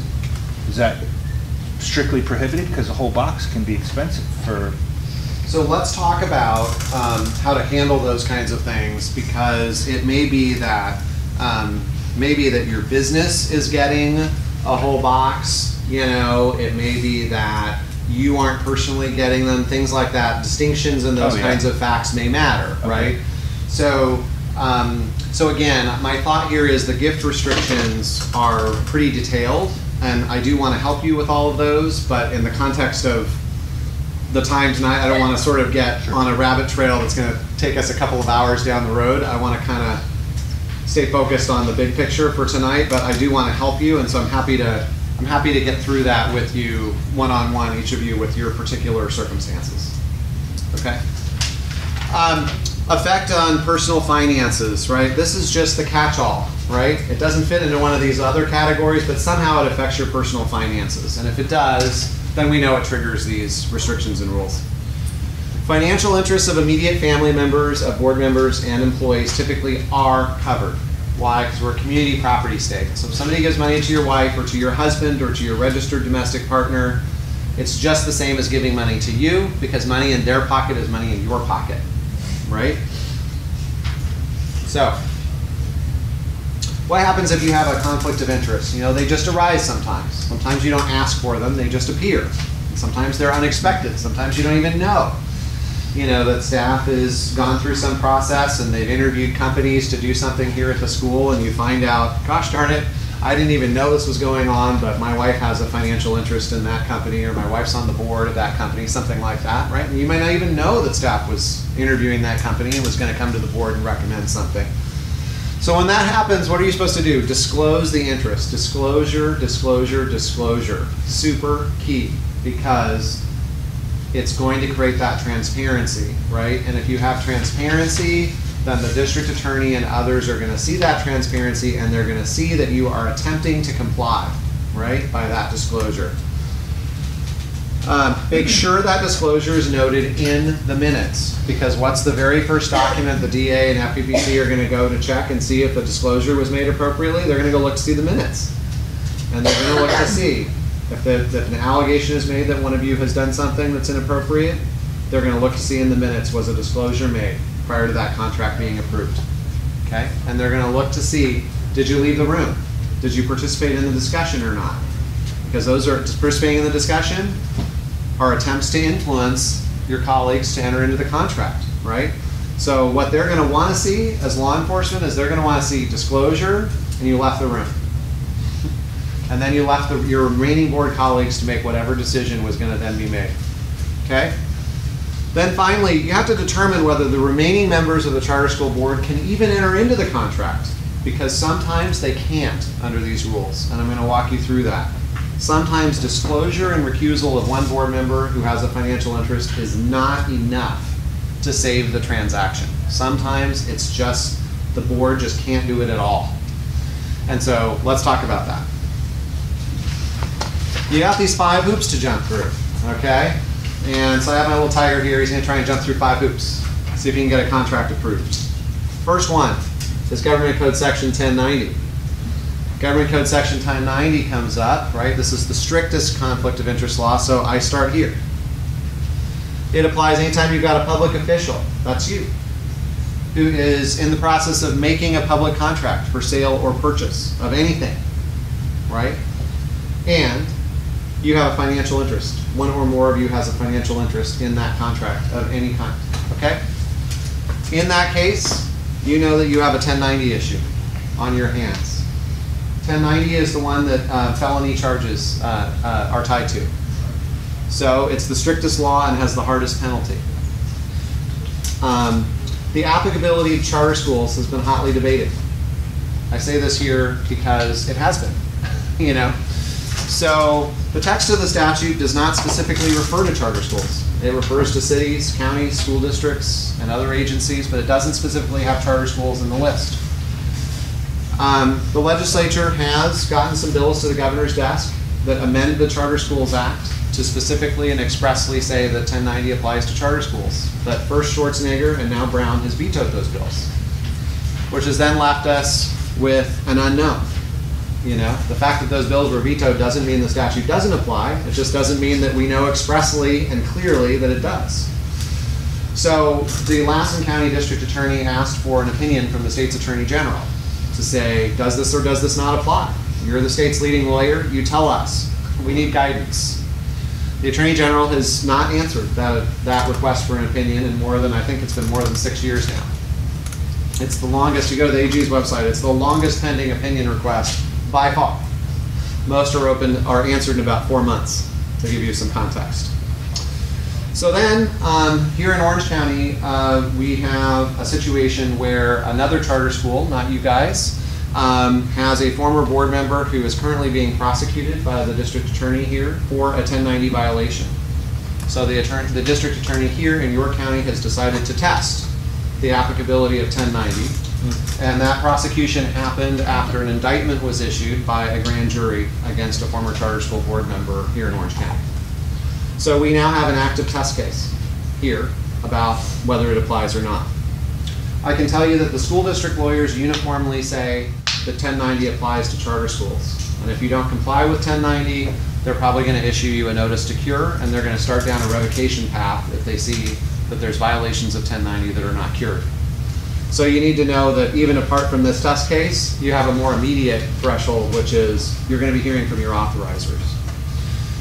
Then this last point, which is very interesting, is that this year there were 2 bills pending that would have applied 1090 to charter schools again. It's been a perennial issue for the last several years.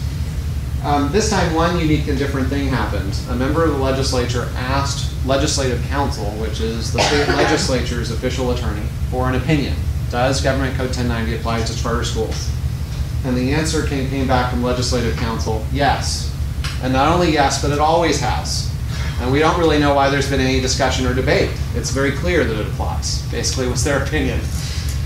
So, where does that leave us? Well, there's a court case out there that talks about this and in terms of Legislative Counsel opinions and what is their significance, right? It's slightly different than an opinion that would be issued by any other kind of attorney in the state, in that if the legislature receives that opinion and is put on notice of that opinion, there's at least one case out there that suggests that the legislature's failure to take affirmative action to overturn it means that the legislature is assenting to that interpretation of a statute that they have adopted. So it's a little bit scary because we have these various things, moving parts here, right? But I would say again, landscape is really shifting toward compliance here because of these different issues, and especially because of the Leg Counsel opinion more recently, and because of this case active in Orange County. Certainly you don't want to be the next test case here in Orange County, especially knowing your DA's position on this issue. So what do you need to know about 1090? If you have a situation where you have one board member who has a financial interest, then the entire board is prohibited from entering into the contract, even if it's the best vendor, even if it's the best price, even if you went through a bidding process, even if fill in the blank, almost whatever you want in the fill in the blank. It's just simply the board is prohibited from entering into the contract at all. So if you have this circumstance, one thing I would say is consult counsel. There are a few exceptions that apply to that general rule. And we'll want to look, because they're very fact specific, we would want to look at the very facts of that particular contract and what has led up to it and who the contract is with. And there's a lot of different facts that we would need to know to analyze does one of the exceptions apply, okay? But they're pretty rare exceptions. Also, making a public contract is defined very broadly. It's not just the actual vote to enter into the contract, it's all of the preliminary discussions that lead up to entering into the contract. You can't be part of those either, okay? Also, check your charter, MOUs, bylaws, conflict of interest code, conflict of interest policies for statements regarding your commitment to comply with Section 1090. Most school districts in California now have taken the posture that if you want to get your charter renewed, you have to agree to comply with Section 1090. And so, know that that's out there. Assuming you find an exception right, to 1090 because one of the very few narrow exceptions applies and you get past 1090. Then you get to Political Reform Act, right? Under Political Reform Act, slightly different elements here. Public officials, that's you, participating in or attempting to influence a governmental decision, and you have certain very, very low dollar threshold interests, right? Investment in a business entity of 2,000 or more, right? Very low. I mean, if you're going to bother to invest in a business, you're probably going to invest 2,000 or more if you have the money to invest at all, right? Real property investment of 2,000 or more. I mean, try to invest in less in California. You know, I mean, you can't even get a timeshare for less than $2,000. Can't invest in rent for $2,000. Income of $500 or more. A gift of $460 or more, right? So look at all of these different factors, right? Very low dollar thresholds trigger Political Reform Act compliance here. So what do you need to do? You need to have a conflict of interest code, and I saw that on your agenda later tonight. You have a conflict of interest code that you're approving. Your Form 700, each of you need to fill out and file a Form 700 within 30 days of assuming office or assuming employment here as a designated employee. You need to fill one out once annually, April 1st, so you know if your taxes are going to come due soon. That's always was my reminder as a public official. I thought, okay, that's easy for me to remember. It's the same month as my taxes, so I have two terrible things to do that are both due in that month. And then within 30 days of leaving office or position, so I know you had a board member recently leave, so that person owes a Form 700 within 30 days of leaving office, okay? Penalties for failure to file. You can face criminal charges for failure to file. You can also face fines by the Fair Political Practices Commission. So make sure that you fill out and file your Form 700s. Sometimes people say, well, Jerry, is anyone really going to ask? You know, if I filed my Form 700, is anyone really going to check? And I'll tell you, yes, people are going to check. In fact, normally authorizers ask to see, as part of their checklist as an authorizer, whether all Form 700s are on file, and they'll ask to see a copy to make sure they actually are on file and that you're being honest about that.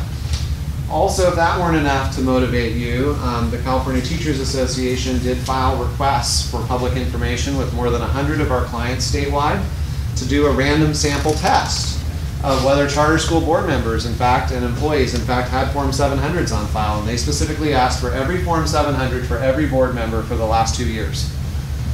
So, I don't know what they're going to find from that information, but know that, yes, people will ask. And if they find out you haven't done it, then they're going to go and they're going to file a complaint and you'll get fined, right? And it's not going to be fun because you're going to have to pay that out of your own personal pocket and the school can't reimburse you and the insurance policy isn't going to cover you from that kind of a fine. If you make it through hoop number 2, the Political Reform Act, because you abstained and recused yourself from the transaction and you made it through Government Code 1090 because there was a little exception that applied somewhere, you then still got to make it through hoop number 3 because you're also a nonprofit public benefit corporation. So a couple of rules here. No more than 49% of the people serving on this board can be interested persons, meaning they have a financial interest of some kind in the affairs of this organization, as a vendor, as an employee, that sort of thing. Okay? So, but it also includes a whole bunch of related people to you. Right? Not just you, but a whole bunch of relatives. So I've included the very long list here of who all those folks are. So be careful to monitor compliance when board vacancies occur, because sometimes people are okay, but then a board vacancy occurs, you appoint a couple new board members, and then all of a sudden you tip over the balance without even knowing you've done it. Usually not because of the board members, because you really know about them, but it's usually one of these relatives here that you maybe didn't know when you appointed them to the board, and you're like, whoa, how did that happen? We didn't see that coming. It's because of the relatives, oftentimes, is where people get into trouble.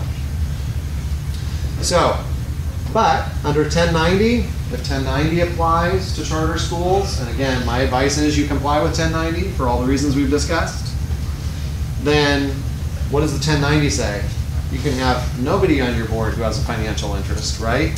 So you shouldn't have up to 49%, you should have 0% on your board with financial interest under 1090, right? So the only time that you're going to get to this rule is if either you're defying sort of the conventional wisdom about 1090 applies to you, or you're getting to a place where there's some exception, narrow exception to 1090 applied, right? And in some particular case. Also, you have to meet this provision on self-dealing transactions. Okay, now the first two you'll meet just because you complied with the laws we've already talked about. You'll have a full disclosure that's noted in the minutes, and you'll have the transaction approved by directors without that financially interested board member's involvement. Okay, but there's two more findings the board has to make, and when I say the board minus the person with the financial interest, of course, because that person has left the room and is not participating in the discussion or the vote. The remainder of the board has to find that the charter school could not obtain a better agreement with reasonable effort. Okay, and fourth here, the transaction is in the best interest of the charter school and is fair and reasonable at the time. If you can't meet both of those tests and you don't meet both of those findings before you enter into the contract, then you know you have a violation of 5233 of the Corporations Code. That has its own whole set of penalties that you don't need to get into all the details of, but I go over these rules to say these are all overlapping things, right? And they have slightly different rules in each category. So when a client calls us and says, we have this potential conflict of interest thing, I go, okay, I'm going to get out my big tablet now because I'm going to write down, I'm going to go through 1090. I'm going to say, well, is there an exception that applies? And I'm going to look at Political Reform Act, and did you participate in the discussions? Did you participate in the vote? You know, and we're going to go through that. And we're going to go through this, and I'm going to ask you, did the board meet these two specific findings before entering into the contract? If you didn't, we have a problem, right? And then, assuming we get through all of that, you get to meet this guy and his regulations. Because there's regulations on all this stuff that's worse than the statutes. Because of course there's exceptions, exceptions to the exceptions, exceptions to the exceptions of the exceptions. This is one of the most complicated areas of law. It's honestly the worst thing in terms of complicated scale that I do as a charter school lawyer, is these conflict of interest things. Because there are so many overlapping and conflicting rules, or somewhat conflicting at least rules. It's very confusing. They've made it as hard as humanly possible on you as public officials, in my opinion, to comply.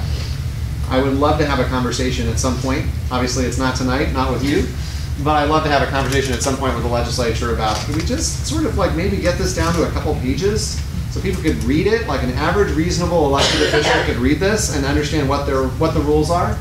Because when it looks like this, people just get overwhelmed and they don't even know what to do or how to process this. It becomes so overwhelming. So for those of you who are accepting lease reimbursement funds from the state of California under the SB 740 Facilities Reimbursement Program, and I don't know, I meant to ask in advance. You don't, right? Because you're on district campuses. Okay, so this first one won't apply to you. The second one will, though. IRS presumes that executive compensation for your executives is reasonable only if it's approved in advance by the board without participation by interested persons. So what that means is that you can't have, for an example, an employee on your board who's voting on compensation for their boss, because the thought here is that if that's the case, then obviously they're under duress to vote for a high salary so they don't get fired and don't get a bad personnel evaluation themselves, right? So IRS has some rules around that. Then we jump to hoop number 5. Right, we've made it through all the ticky-tacky statutory and regulatory rules, right? Have your eyes glazed over yet? I mean, it's crazy, right? Then you get to hoop number 5. This is the common law on conflicts of interest, and this is just court cases where courts have issued guidance, you know, about what things they are going to overturn as courts. Okay.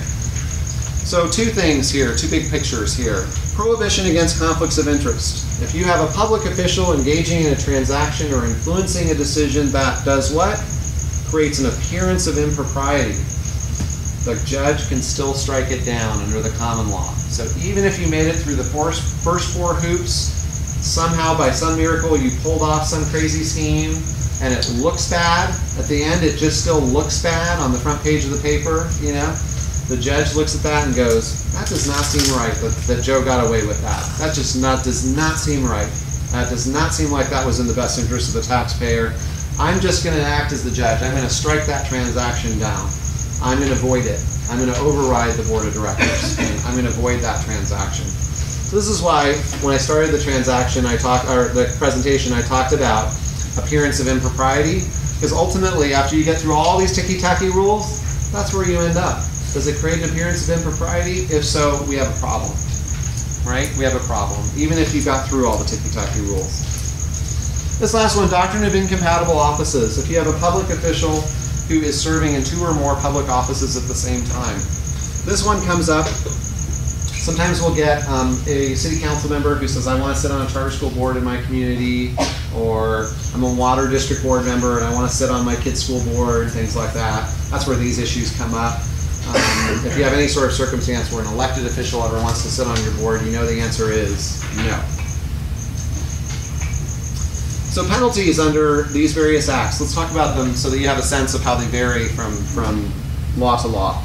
Under the Political Reform Act, administrative sanctions, which can involve fines, civil penalties, damages, attorney's fees, criminal charges potentially. Under 1090, criminal penalties, disqualification from holding public office in the state of California. Also, any contract that's made in violation of 1090 is void, and the profits are disgorged from the profiting person. Under the Charter Schools Act, you can face potential charter revocation for violation of any of these statutes. Under the Corporations Code, you could have a civil lawsuit against the interested director if you violated Corp Code 5233 that we discussed.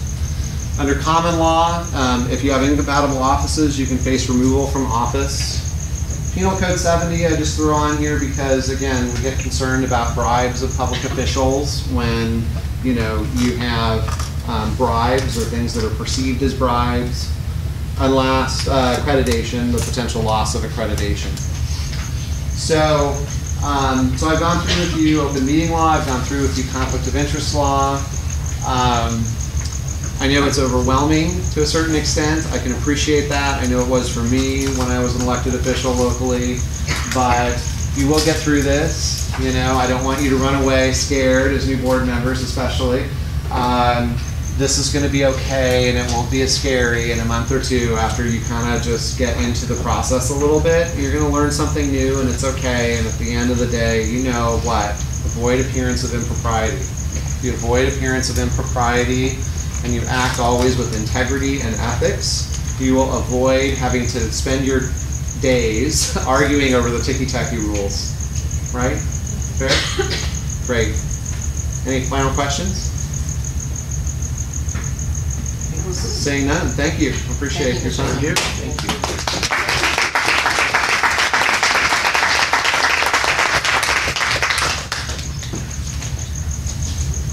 Can the audience ask you questions? Oops, yes, question, sorry. Yes.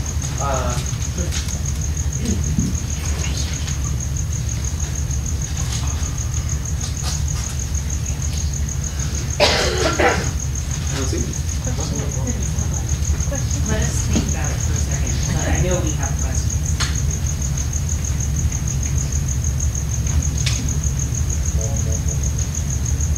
Well, this is super helpful. I'll just say quickly, super helpful for all of us, I'm sure. But Joe and myself in particular, so we're brand new. So we're just trying to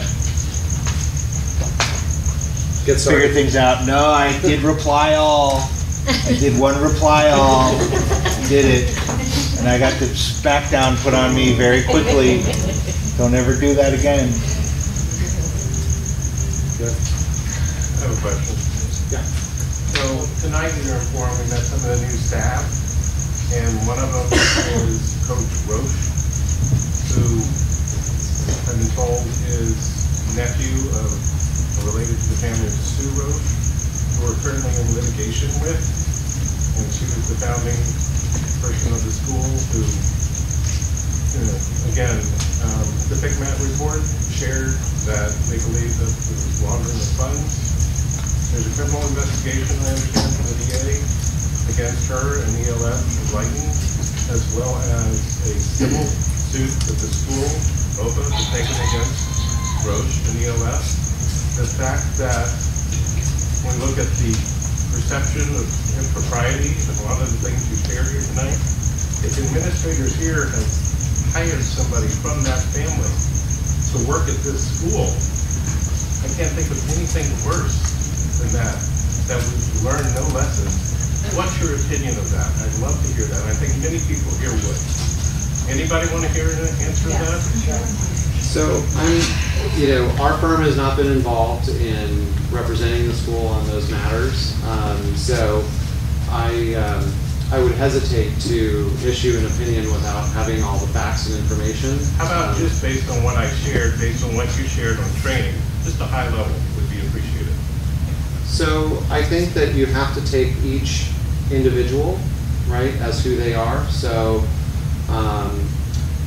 as you consider hiring decisions, as you consider firing decisions, you have to look at what are the specific actions of each individual person, right? So just as you can't, hold a parent accountable for the actions of their child, or the child accountable for actions of their parent, you have to think about, what are the actions of each individual person, right? And so I don't know the facts and circumstances around it, but I would just say, as a general matter, my first question is, I want to understand more about, well, what are the facts and circumstances of each person? Okay. And I'm married to an attorney, so that sounds like an attorney's answer. But what I'll say is, on its face, is the hiring of that person, this is a coach, this is not somebody with specialized knowledge, skills, or abilities. This is a coach. We can find coaches anywhere, okay? The fact that that decision has been made, on its face, you've just done this great training. I really appreciate the training you did. Everybody here does. And I know this board is going to try to do better to make sure that they meet all these requirements, okay?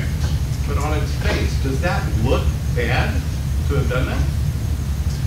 Again, I don't know all the facts and circumstances. I mean, I'm not trying to dodge your question. I just honestly, I don't know. I just don't know all the facts and circumstances. You don't have to know the facts. Just what I told you. You take that. No, I don't think that's enough information to make the decision. What information did I give you? Well, I don't know when the person got hired. I don't know if they got hired beforehand. I don't know what kind of experience. I don't know what kind of applicants were in the pool. I mean, there's a lot of, in fairness, there's a lot of questions that, But on its face, you think it's fine. Is that what you're saying? I don't have enough information to make that judgment call. All right, thank you. Thank you. Good question. Hypothetically, if a prospective board member, someone who's being considered to be appointed for a position on the board that has not yet been nominated, appointed, or voted on, is introduced to closed session electronically or in person on topics that they don't have specific knowledge or specific expertise or specific reasons to consult with, would that be considered a Brown Act violation? It's a potential issue. I mean, I would want to understand the facts and circumstances around it, because again, there may be circumstances that, and you have to understand as members of the public that sometimes there are facts and circumstances you don't necessarily know. And so you might think that there is no particular information that person has, but they might have information that you don't know that they have. But I'm saying that my question is hypothetical. If that were the case, would that be a Brown Act violation? But I'm saying to have the full answer, you have to know all the full facts. And so I guess what I'm trying to say is, the concern about all these things is, right, that as you look at these hypothetical situations, you have to understand all of the actual facts, right? And sometimes the difficulty is that there's employee privacy matters or student privacy matters or other sort of attorney-client privilege issues involved or things like that. And so I don't know all the facts and circumstances, so it's hard to take something like that out of context and say, well, if this, and maybe that's only 30% of the total facts, right? And so I just really hesitate to give something based on a small number of facts. I mean, obviously, as you heard in my presentation, there are certain rules, and I went over the rules about when the board is supposed to have people in closed session. But I don't want to opine on a particular circumstance because I don't know the facts of that circumstance. So, yeah. Has there ever been a situation where you've recommended that a board have an even number of members as opposed to an odd number of members? No. No. Yes.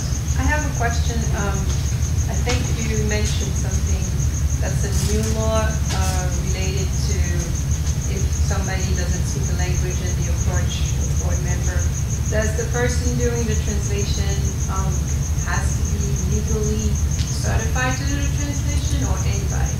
No. So the reason why I'm asking that, so they don't come back later on and said, or sue anybody from the board saying, that's not what I said.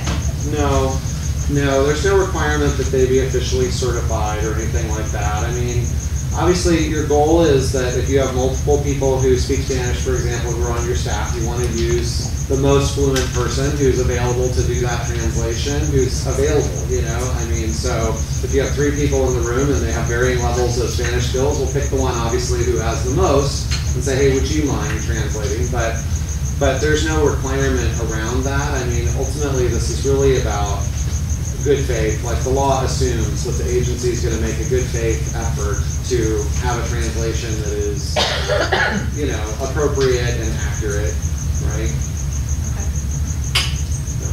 Thank you. Thank I you. appreciate it. Take care. Thank you very much.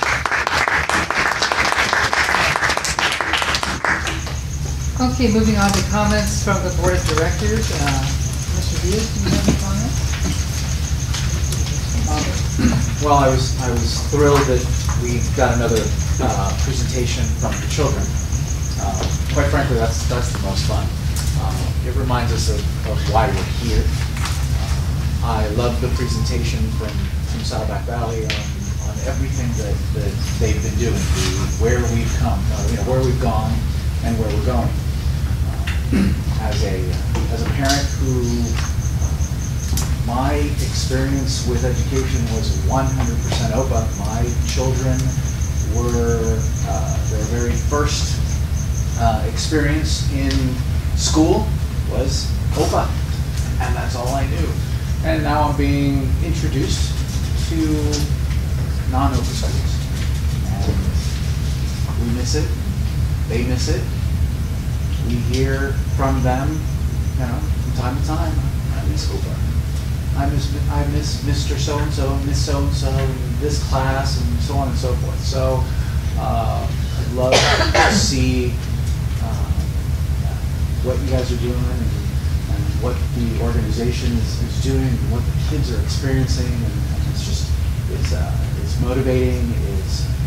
Again, it reminds us of why we're here. Thank you.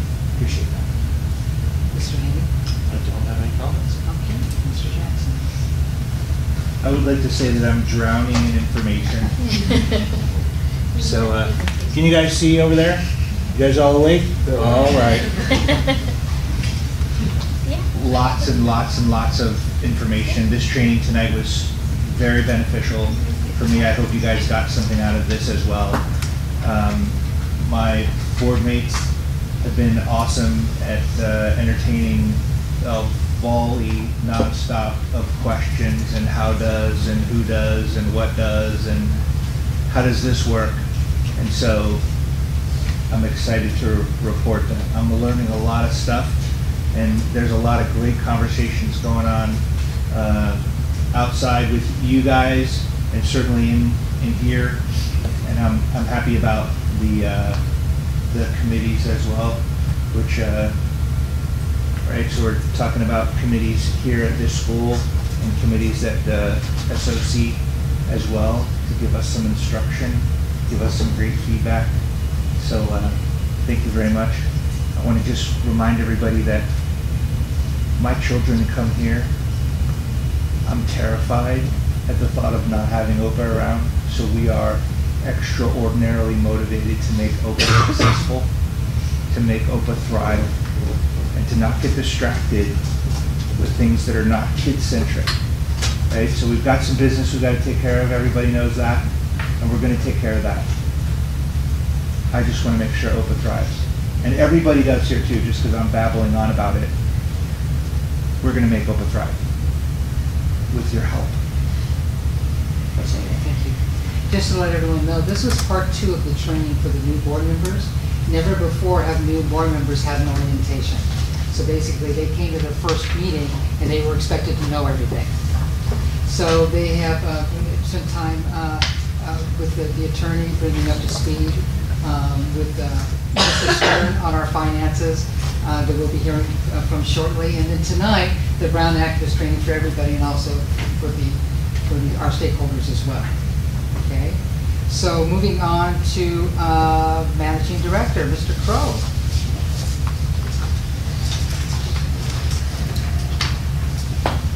Try to respect everyone's time and be really quick with this. A large issue, obviously, was the notice of concern from Capistrano Unified School District. So our response was due today, so that was sent over to the Capistrano Unified School District, as well as everybody who was put on the email. Myself and a board member will be at both campuses next week to hold a town hall to discuss the response. Our communications team, it's Carrie Burson and Rachel Ford, will be working on an update of this meeting, as well as a share out of our CASP scores, which I'm going to let Mr. Bridges and Mr. Sessions share out later. And then with that email, they'll also share out the response to Capistrano, so that will be accessible for everyone. And when we get the specific dates and times of the town halls next week, we'll let everybody know. Some stuff on the campuses. You're going to hear a little bit more from Mr. Sessions and Mr. Bridges later. Both campuses have some online math support programs that we're excited about, to be able to use our Chromebooks, use technology a little more effectively. They're both going to talk about science curriculum that they are piloting for the next generation science standards. As you know, Common Core State Standards came down and we adopted them in California. 7 from those are next generation science standards, which are a little more hands-on, a little more module-based, so it's not as much book learning. So there's 2 different approaches at the campuses, but we're excited to see which one teachers prefer. As I stated earlier, we received our CASP scores, and they were released publicly. So the team members will share that out later. An update on Academy Fund. I'm not sure if we shared this at a board meeting or not. We shared it a couple times. Previously, Oxford Prep had done a fundraising program called Academy Fund, and parents would donate funds directly and or donate monthly through auto debits.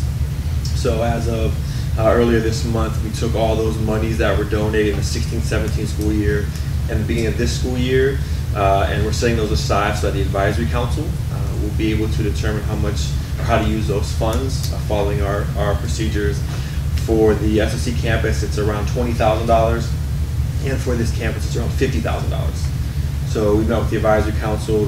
We had first orientation, so that'll be one of the first orders of business, is deciding how to spend that money on the kiddos. Moving forward, any of the auto debits or Academy Fund fundraising will go directly to East Site's Honor Society, which is will then have control over those funds. And an update, I don't know if we shared out. You know, field trips are very important to us. We've got our trip to Washington, D.C. for the 8th graders. You know, we've got science camp, we've got Catalina, we've got Sacramento. We were excited to nail down a 7th grade field trip this year. It's a 3-day trip. The first day is USD and UCSD, so head down the 5 and go to San Diego. The second day is UCLA and USC, along with the Griffith Observatory and Universal City Walk. And then the third day is Pepperdine and LMU, and then they will return here. So we're very excited to expose our kids to collegiate environments. I have one question.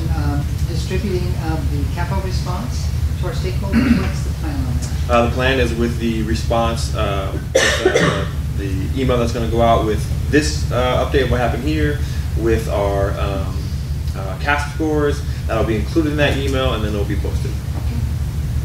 Any other questions? Okay, comments from the audience on items not on the agenda? We have none. Items for information. Hopefully Mr. Stern is still with us. He's coming in with video conference. Chase, are you setting that up? He's on the phone. Oh, you're just on? Okay. Is it going to be loud enough? Can you hear me? Oh, there we go. Yes. Yes. Just teleconference, not video, but okay. I'm definitely am with you. Okay. I'll try to be brief. I know it's been a long meeting and you have more business to go through. Feel free to interrupt anytime. I assume the board has a package that I provided On page 2 of that package, a couple of highlights, enrollment at Saddleback.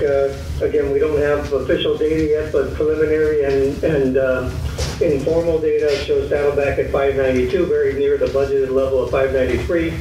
And at SOC, we are still at 801, which is well below the 841 we budgeted. We talked about this at the last board meeting, and our discussion was that we would check with Capistrano about their willingness and desire for us to provide a revised board budget package or budget level, and that's what they decided that they would like to see as well.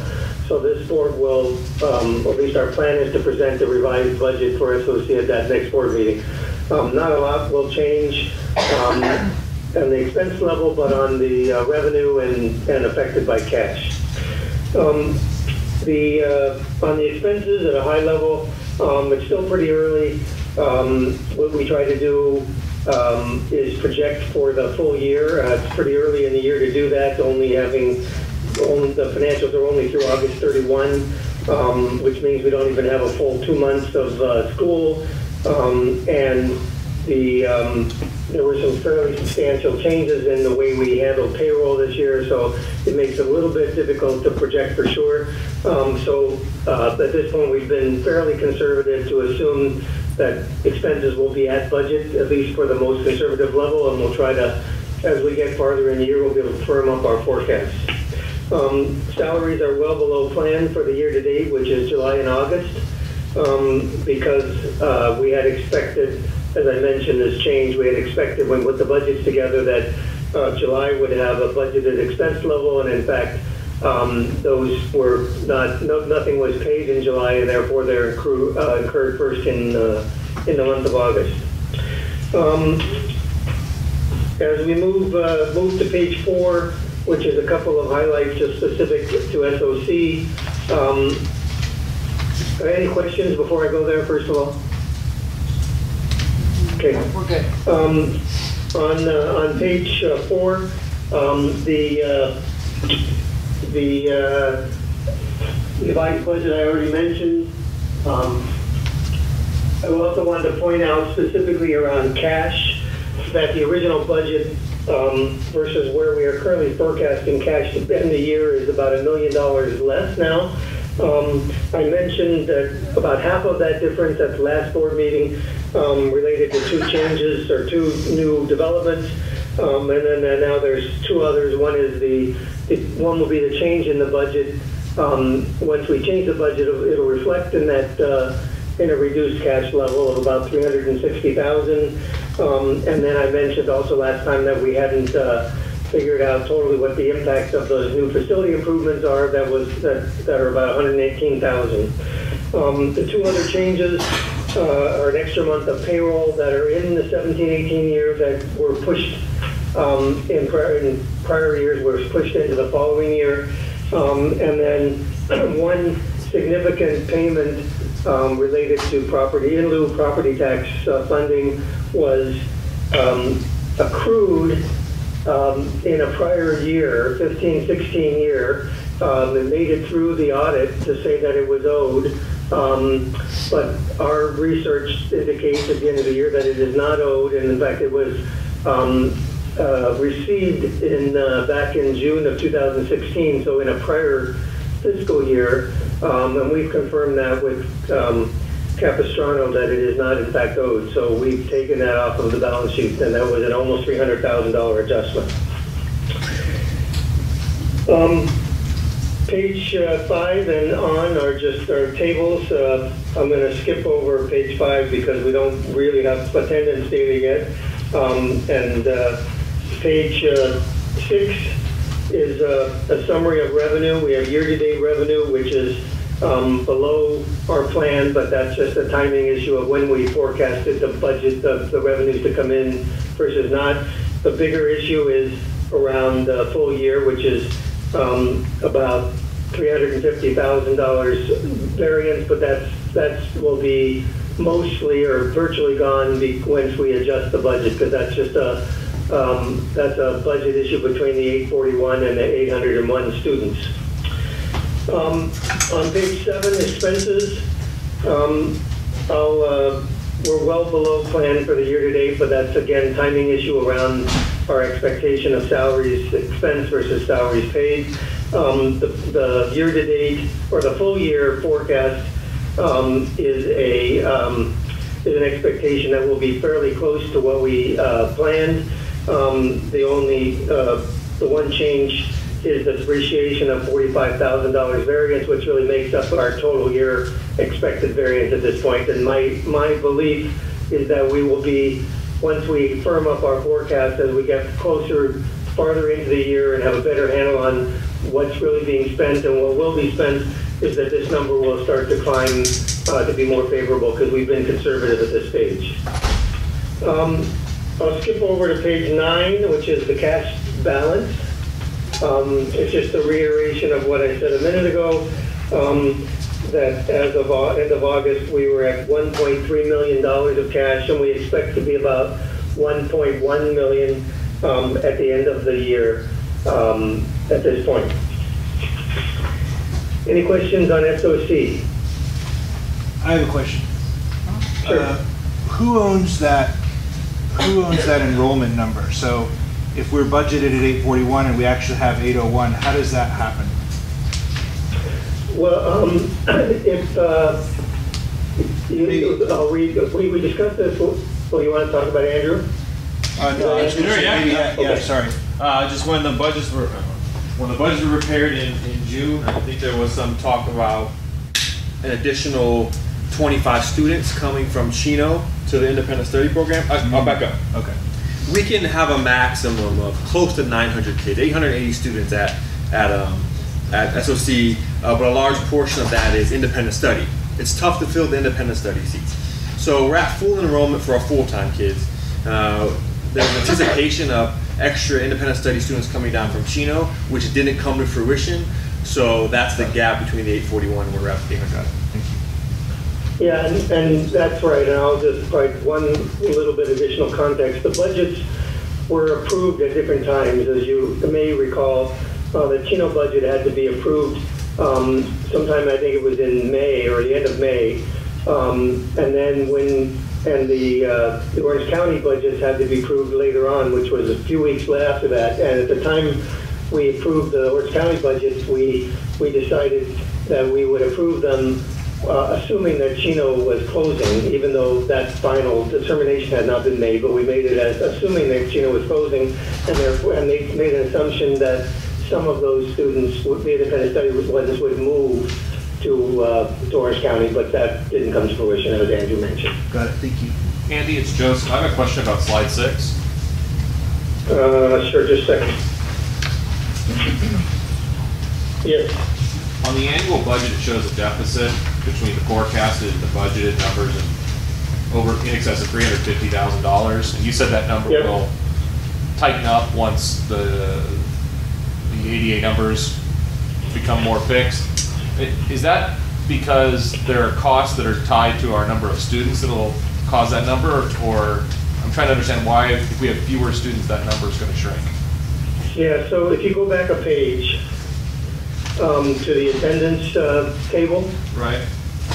The budget is based on 841. Okay. The forecast is based on 801 students, and if you just, for the sake of being simplistic, each kid is about $10,000 for the sake of that argument, and therefore you'd have about $400,000 less on your forecast than your budget.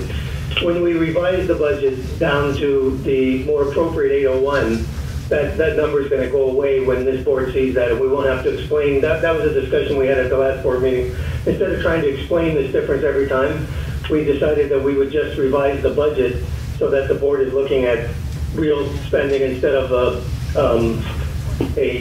skewed one based upon this 40 student differential. So this is not to be interpreted meaning that we are going to run a deficit this year. It means that if we, just based upon the budget that was adopted, assuming more revenue than we actually have or need, we would have there's a delta between that and what we actually are using.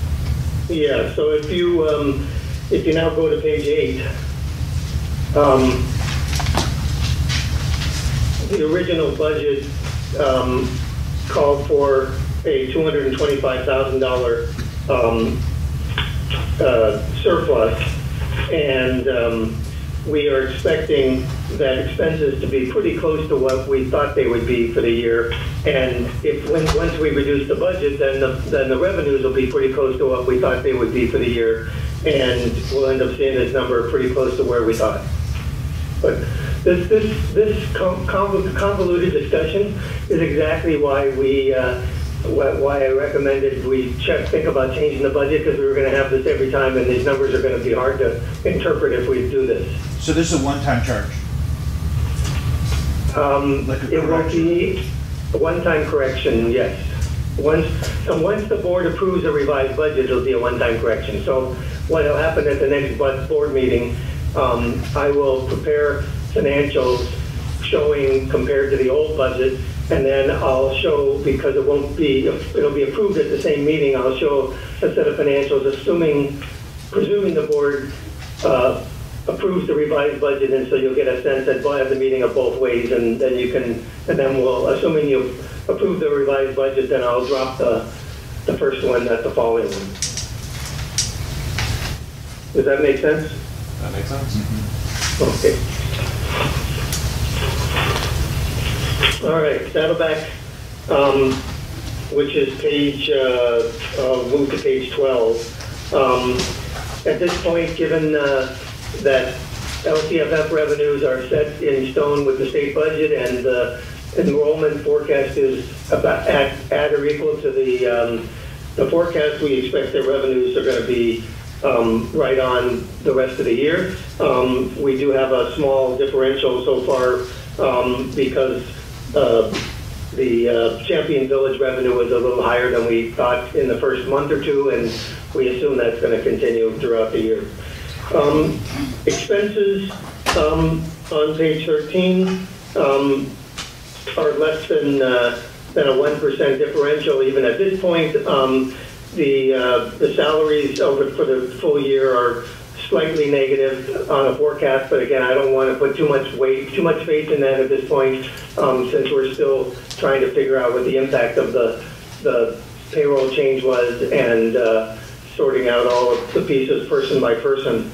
And then, so it's $59,000 out of $5 million expenses, pretty close at this point, and I wouldn't put too much faith in that. And that's exactly why when you look at page 14, that translates into the current forecast for the fund balance.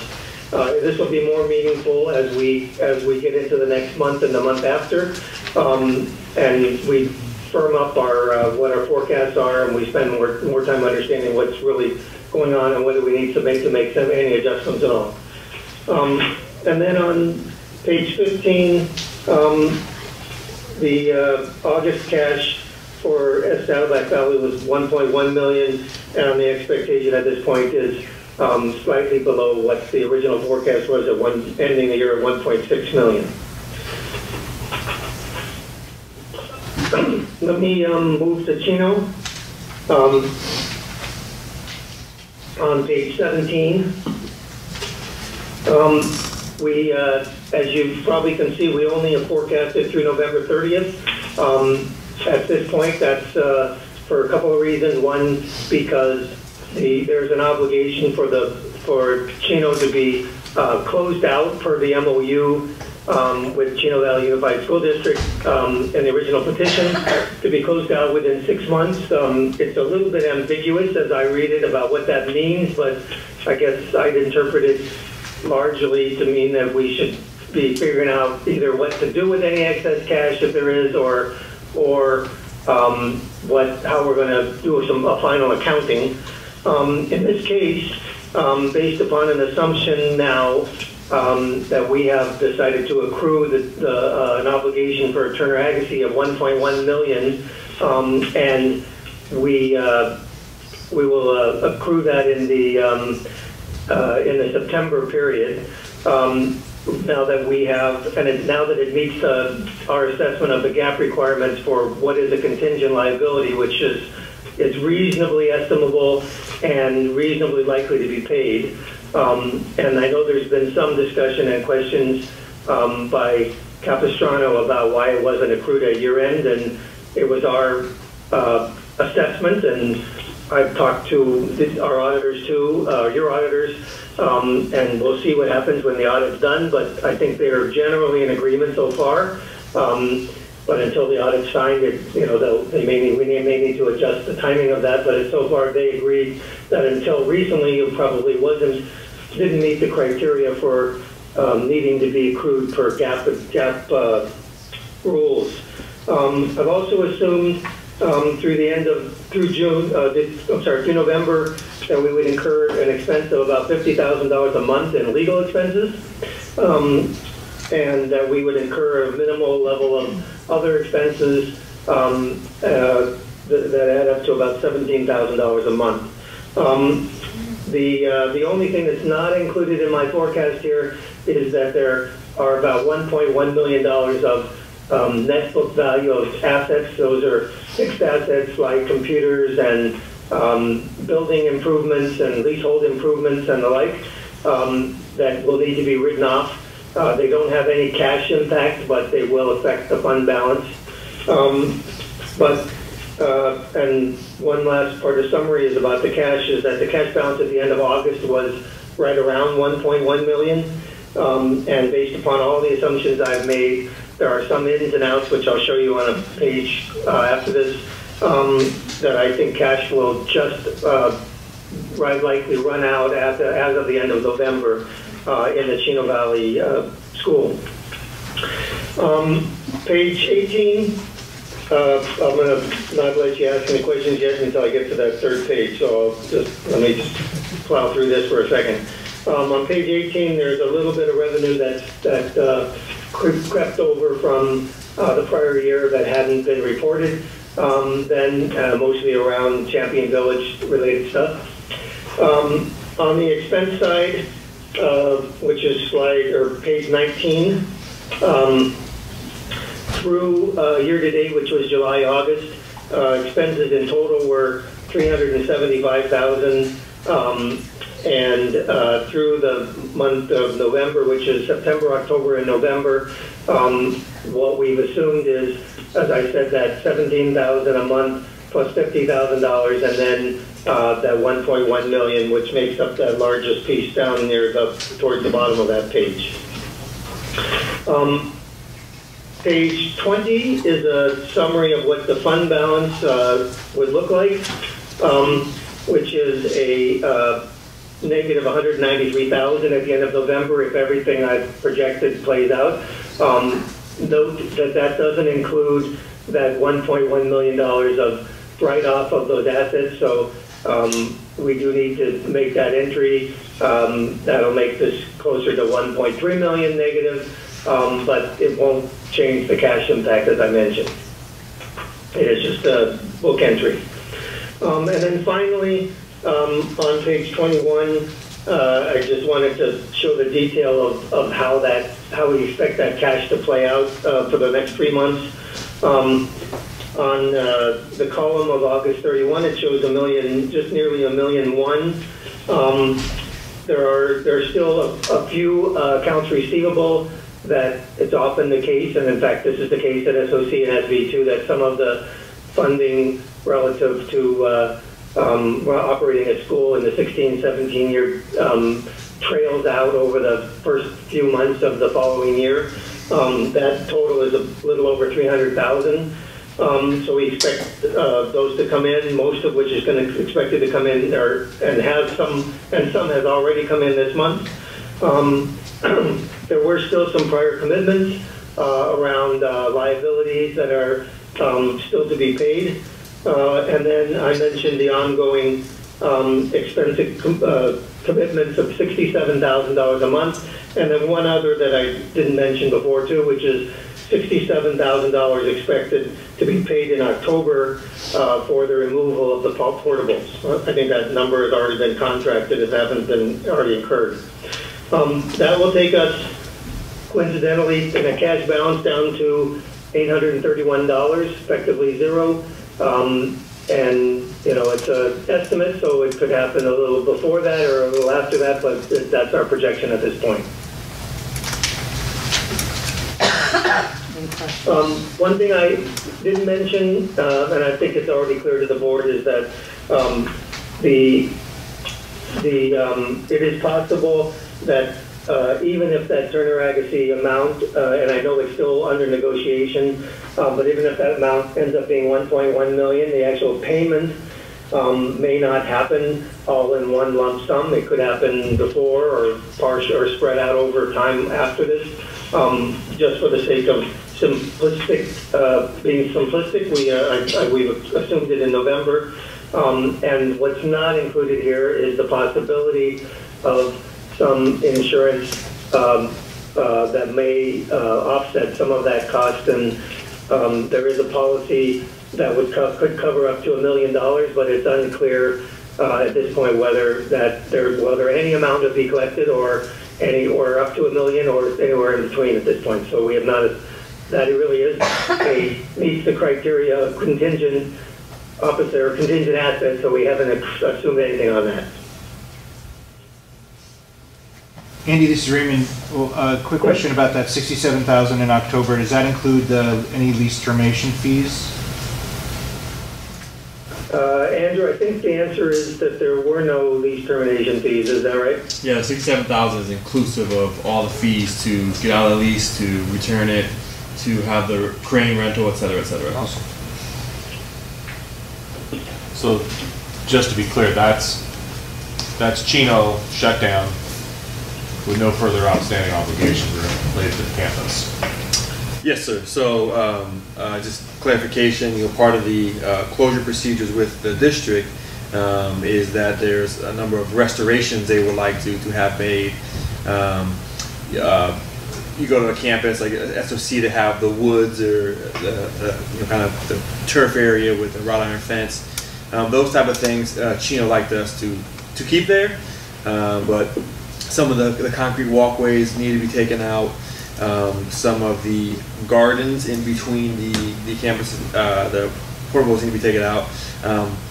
One of the things that's, just for everybody listening, right, we're in a Prop 39 facility, so we made improvements like taking the tack board and turning it teal, and all that stuff needs to actually be taken off and replaced. It can't be painted over. Honor Hall, we put carpet in, we need to take the carpet out, and we can't necessarily do that ourselves. We have to hire professionals. So, Andy had accrued some of those expenses, but there may be additional expenses to get out of there.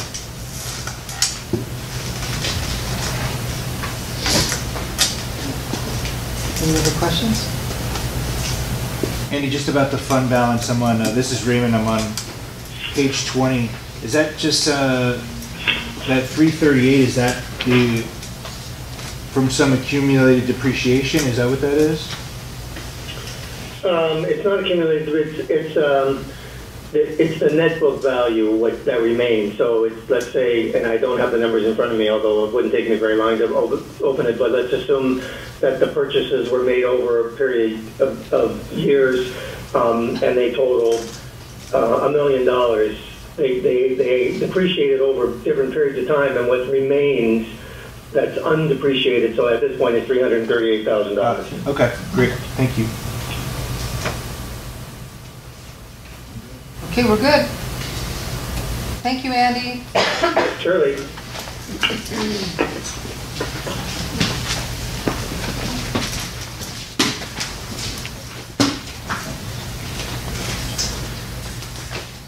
Okay, still items for information. What does the charter say? I want to remind everyone that our school is not defined by zip codes. Our students can come from any zip code. What really binds us together is our charter. And we need to make sure that we're educated and truly understand our charter. And so our advisory councils, as well as this board, is going to spend part of our time, each one of our meetings, getting educated on our charter so we all know exactly what it is. So, Mr. Crow?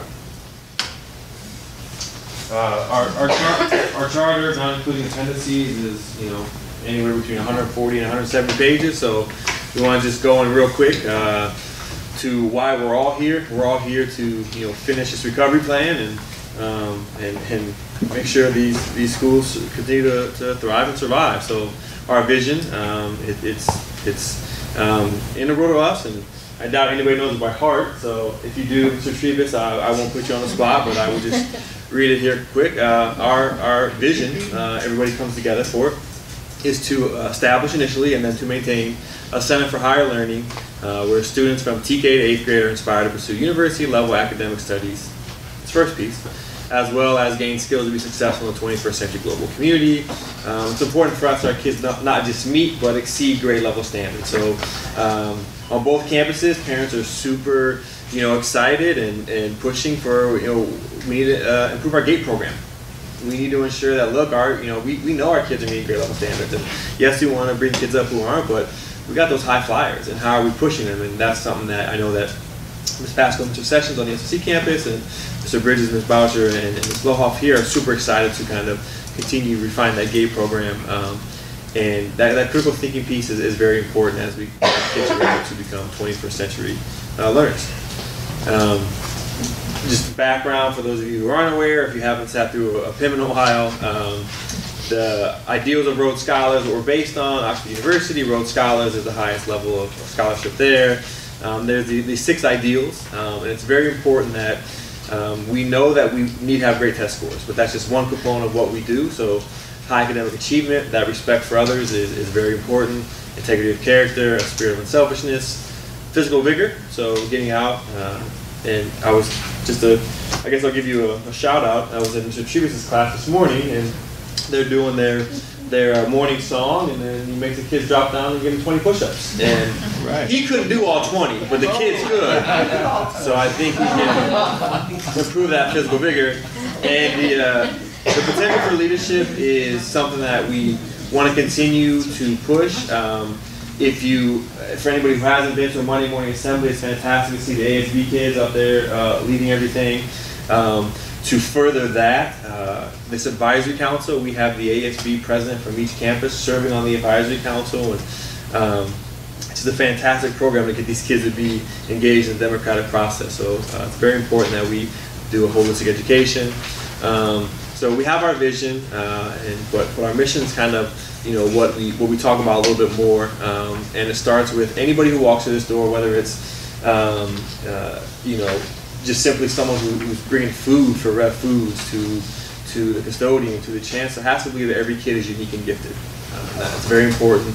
That's something that we have to all tie into, and that kind of unites us all. And so that's our mission, is to ensure that we're able to provide an environment where all kids feel unique, all kids feel gifted, and we're able to push them. So this is kind of the operational piece of it. That's all just words, mumbo jumbo, but this is how we do it. So we kind of break it up into 3 buckets. So we start with the students. So the first commitment in our charter is that we offer access to a world language curriculum. So it's important for us to expand their learning with the world language, embed service learning in curriculum. So for the 2015-16 school year, both SOC and Chino received the California Civic Learning Award of Merit for their service learning programs, for their historical walkthroughs on the campus. So service learning is very important to us. And that final one that we talked about before, we want to make sure all kids are above or at grade level with CAS testing now. We want them to meet or exceed standards. For parents, we expect active participation and support. We know that that's a huge key to our success, is that active participation and support here at 9:30 at night. Maintaining consistent communication, which is something that we all strive to get better for. When I joined the organization, we had little half-sheet calendars that were 2 months at a time that we gave out, and parents said, "Look, it's 2015, put it on my phone." And so we updated the Google Calendar, and so we're just trying to always get better at communication. And then offering ongoing training. Sites are very excited to do these parent collegiate days. This campus, they're just talking about doing a rotation where they're going to go over their GATE program. I know it wasn't necessarily all for parents, but today I believe at SOC they had the sheriff's department come in and talk about some programs and talk about how you can have empathy. So it's really great that we have the training for the kids, but and the parents too. And finally, for our staff, we want our staff to emphasize high standards, patriotism, respect, and courtesy. We want them to provide a structured environment where kids can learn. And sometimes it doesn't feel like it, but we know that all kids want a structure. They want that environment. And finally, what we talk about, what we continue doing is implementing the theory of MI. So it doesn't look like every day, every teacher is, on roller skates and outside and doing musical things. It's just knowing kids' strengths and offering many opportunities. So this is literally the first 3 pages of 150. I just wanted to give everybody a grounding of why we're here. Just a reminder of, all these parents who are sitting here this late at night are here because they believe in this mission and vision. You're serving on this board because you believe in this mission and vision. And this ties us all together. So I hope that we continue to refer back to this when we're making decisions, when we're talking to each other. So thank you for allowing me to present this. And next time we'll go into a little more of the machinations of how we make this work. Any questions? Thank you, Mr. Crowe. Gilbert and Associates. Mr. Crowe. Just a reminder for everyone, we have engaged Gilbert Associates, an independent, state-approved auditing firm to review our finances on a monthly basis. We started this early in the 2017 year. We've got a commitment with them to do it through this school year at least. We provide them with all of our policies and procedures. We provide them open access to every single check as well as every single check image that we have. So a review of the May and June, they're exactly the same. They look at 4 different areas. They review our internal controls and our policies and procedures to determine our internal controls for both May and June. They don't have any concerns noted about any of our policies for attendance, payroll, disbursements, or receipts. They review the statement of activities and compare what we're spending to board-approved budgets, and they have no significant concerns. They take every single one of our checks, every single payment that comes in and out, and they randomly select 25. And they go across campuses. They go from $17 reimbursement to someone for mailing something to $150,000 payment out to STRS or PERS. So both May and June, they reviewed 25 random expenditures. They found no concerns with how they were processed, how the payments went out. And finally, they review every single line item in our general ledger to identify any unusual transactions. And for May and June, discovered none.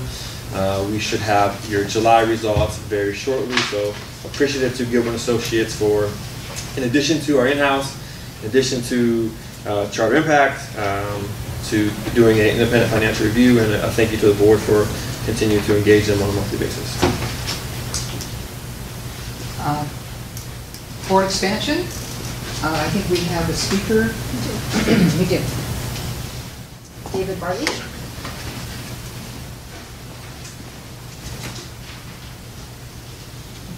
I think it was misinterpreted on my card. I actually checked the second box. Oh, you wrote board positions. Yeah, but you see below that what was checked? Yeah, I thought you were trying to do 2.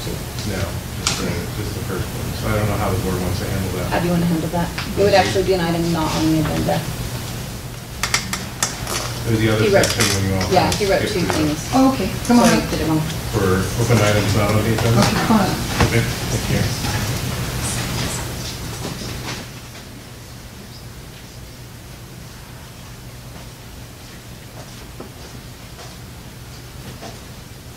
I think there was just, so I'm David Barley, a parent for 6 years at OPA. It's been a great experience with the teachers.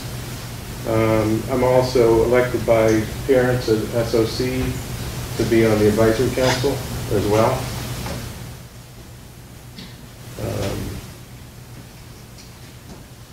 On the notice of concern, there was only one thing to clarify, Mr. Crowe, which was when's the day that the stakeholders will get a copy of the responses? I didn't hear that. You had asked the question too, Ms. Gardner. Yes. Was there a date that was given? I thought it was going out with our communication from... Monday. Okay, thank you for clarifying that. Okay. Everything else I'm going to share tonight is my own opinion. I want you all to realize that. I believe that the board is trying to paint a picture that things are okay when they're not. I want to point out and have everyone listen, there's a law firm named Procopio that was identified in the FICMAT report as having worked with Sue Roche in previous administration in the laundering of funds that we've all read about. That firm, Procopio, is also still working for this board, in my opinion, and that's not okay. That's a conflict of interest, clearly, that the gentleman who spoke earlier would have some comment on, I would hope. I don't know why that continues. That's my concern. I also know that we received 2 notices of concern, not just one, okay, under the leadership of Ms. Garner, the chairperson. Naveen Adley, who was the former person on the board who is no longer on the board, in the notice of concern, it was laid out that she was asked to destroy documents. That's not okay. I think we all know that. And that was also under this board. My understanding is from Charter Impact that $750,000, $750,000, $750,000 in legal fees were paid in 2 months from the last board meeting that I attended. We also heard tonight that there's, for SOC, $1 million less in the budget if you read that first note. I believe this board and the school is draining funds under Garner's direction as chair. We will not be solvent as an organization, and long term we're on this path that's going to cause us not to be solvent. Finally, I believe that Garner is protecting Roche, per my question earlier about why we have Coach Roche joining the staff. Time. And I believe at this point that Ms. Garner, I believe you should resign from the board. And I believe the rest of the board, it's your responsibility to remove her from the board. Does anyone agree with that? Thank you.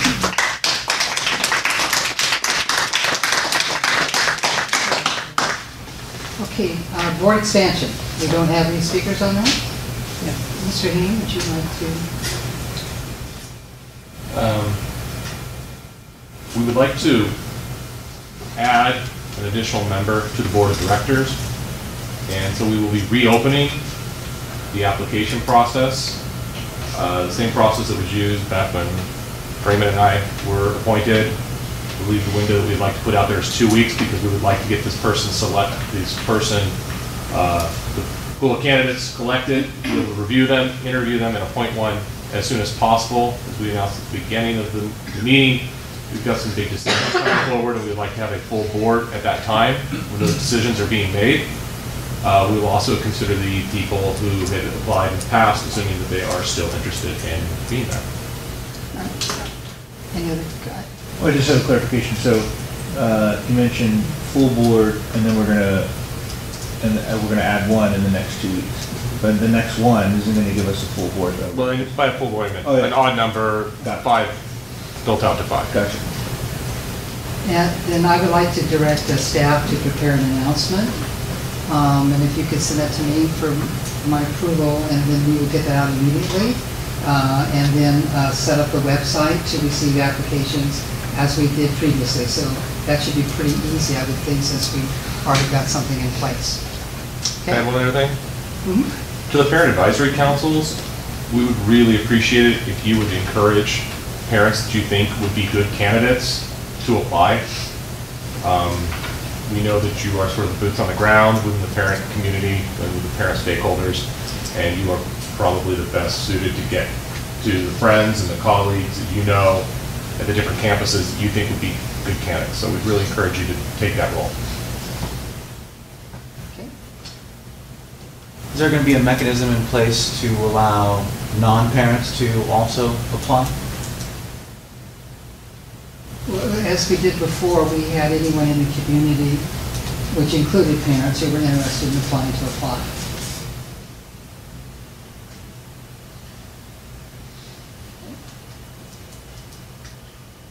Okay, curriculum update, Mr. Bridges and Mr. Sessions.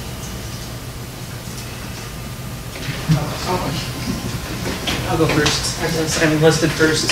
I'll go first, Nick. All right, you go first, Nick. You want to go? Yeah, sure. Right, Sure. So, like Mr. Crow said, we are excited. We just recently purchased Studies Weekly curriculum, science content for our K through 6 champions. We really feel like this is going to be a great resource, an educational tool, because it offers not only a print edition of the curriculum. Each week, students get essentially a consumable newspaper article, but then they also have the online component. And we really feel having both of these is going to increase student engagement and just continue to foster strong critical thinking skills. Our 3rd grade team piloted it last year to great success, so we're excited to be implementing it in K through 6 this year. And then just to touch on our scores, I know tomorrow or in the next couple days, an update will be going out to all of our stakeholders. But just we're so proud of all of our professors, our champions, just everybody in the SOC community, because we currently looking at our data, we scored #1 achieving school in CAFO for math and for ELA, and that was against all comparable elementary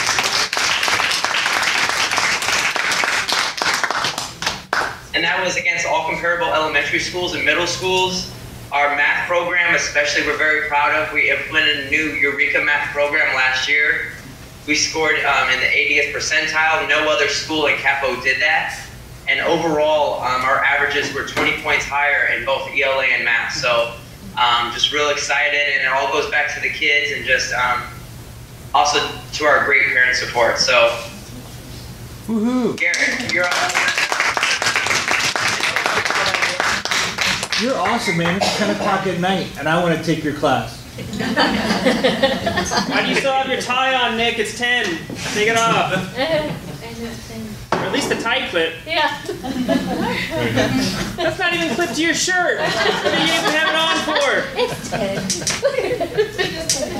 So it can flap in the wind. Okay, Mr. Sessions just kind of gave you an update on their science curriculum that they purchased. We were able to purchase a curriculum from Discovery Education, so the students will have access to a science textbook, and then you can just go to the 3rd slide. We'll just go to the 2nd. There we go, 3rd slide. What we did with the science textbook is when I showed up at the campus, Mrs. Lohoff, Mrs. Boucher, and myself were talking to some teachers, and they wanted some extra science supplement materials. So we did a little bit of research, came across Discovery Education, signed up for a 60-day free trial, gave, I think, 10 teachers username and password to try it out for a week or 2. And then after the 2 weeks, we got their feedback, and they wanted it.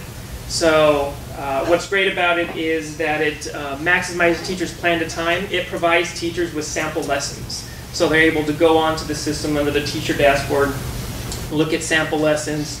They're able to prepare student worksheets, student assignments, student assessments. There are assessments that are already provided by the curriculum. Those teachers can create their own assessment, or they can go in and manipulate the assessments that are already created, so they can move things around, delete things, add things to it. Also, it engages students with current relevant multimedia content. So you have videos, you have photographs, you have audio recordings. It also text-to-speech, so all students have the ability to text-to-speech the content using the textbook. Teachers and students are able to print out anything in this textbook, so they can print out a PDF version, they can take it home, they can complete it. The assignments and the assessments that are provided can be pushed out online. The students can take it online. It'll score it and give teacher real-time data. And this can be done during a classroom setting. So if they see a bunch of red marks on their screen during a science lesson or during a science assessment or assignment, they can go quickly and they can address the content. Critical thinking, so they use the 5E instructional model, the engage, explore, explain, elaborate, and evaluate. So the first part, engage, is engaging the students in the material, in the content. And then students are able to explore the content. They can explore it as a class, they can explore it along with the teacher, or they can be given, they can just go on their own through the curriculum and explore themselves. They explain, there are tons of assignments and short answer questions that they're able to go in and type in answers, explain the content. My favorite piece would be the STEM enrichment piece. So there is a enrichment STEM piece that we can utilize in the classroom, but what we're looking to is to push that into the science lab. And the science lab can then, Mr. G in the science lab can then use that STEM enrichment piece, which coincides with what they're learning in the classroom. Differentiation, all readable material is accessible in different Lexile levels, so teachers can push out assignments in different Lexile levels. When students are reading in this program, they're able to highlight, they're able to make little sticky notes and post it on material, they're able to pull up a notepad. They type their question in the notepad, it automatically saves it in their student account notepad. They can go back to it later. And put students in control of their own learning. So students are able to go in themselves and explore. And we like that piece, trying to get through quick. Multimedia, different languages, so they can translate it to Spanish and French. And literacy through math, science, and practice. What I also like about it is it incorporates your language arts and your math standards in the science lesson, so it can map it out for you. It'll give the teachers the science standards that are in the lesson, as long as with the math standards in the ELA standards that can be incorporated into that lesson. What else? And the material constantly updates. So you don't have to pay for an update the following year. It constantly updates. There are current events involved in the program as well. So if something happens, an oil spill, then that will update. Students will be able to go in and access that material in their content. So that's what I have about that. It's fantastic. One of our parent collegiate nights, we are going to showcase this program. So there'll be a classroom where parents are able to go into, they're able to maneuver the system, they're able to see all the components of the system. So teachers just got access, I believe, last week. They're actually back there earlier tonight. They're not paying attention. They were inputting their student rosters, so it's exciting to see them getting their rosters ready so that the kids can start using it next week. And I also want to share out with the scores, Mr. Crow stated that the scores were released, and I would like to announce that Saddleback Valley was the top performing elementary and middle school in the Saddleback Valley Unified School District. So, our teachers did a great job, and there will be more detailed information on Monday. So, congratulations, thank you.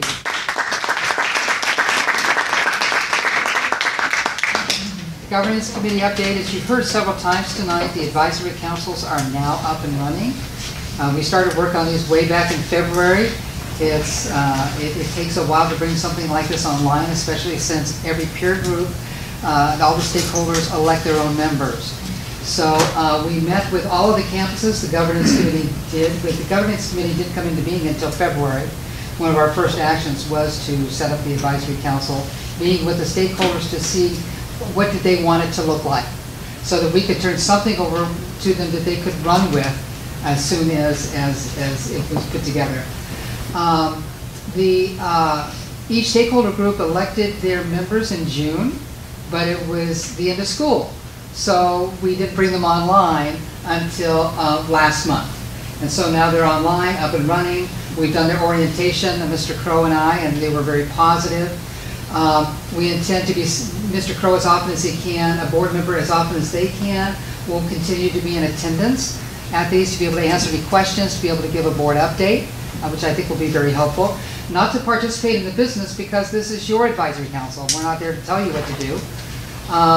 At the next meeting, October 5th, I believe, for SOC, and the 12th, I believe, for Saddleback Valley, they will be holding their first official meetings.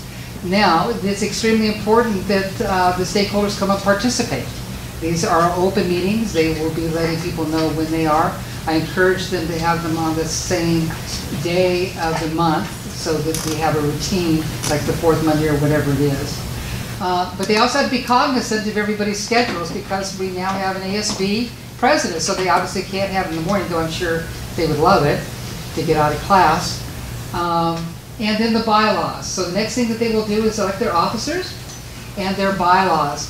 The governance committee, along with our stakeholder representatives, did come up with a skeletal bylaws for them to make it a little bit easier when they meet for the first meeting. However, I did encourage them not to make them too complex. And number two, to make sure that you can amend them, because this is going to be a work in progress and they're going to learn things along the way.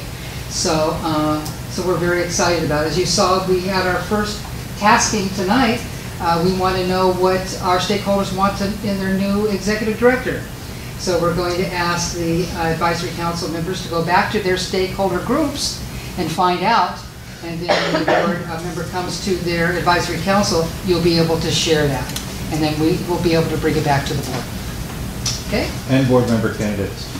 That's true, and board member candidates as well, thank you. Okay? Finance committee, we no longer have a finance committee, but after tonight, we should have a finance committee again. So we'll go ahead and skip over that report. Consent agenda, do I have a motion to approve the items on the consent agenda? I'll make a motion. Okay, do I have a second? I will second. Okay, we have a first and a second. Any discussion? All those in favor say aye. Well, can I have a question? Oh, yep. So what are we doing exactly here procedurally? So what we're doing is we're approving the minutes Yep. that were in our packets and the warrant reports that were in our packets. Okay. This is typical to have this in a consent agenda. I was at a board meeting for a school district last month, and they had 3 pages of consent agenda. And it's like, I think there's probably a few more items they should discuss, but this is something that is consistent. We've had minutes and warrants lists on this. And then what can happen, Raymond, is if there's, let's say there's 10 items on a consent agenda.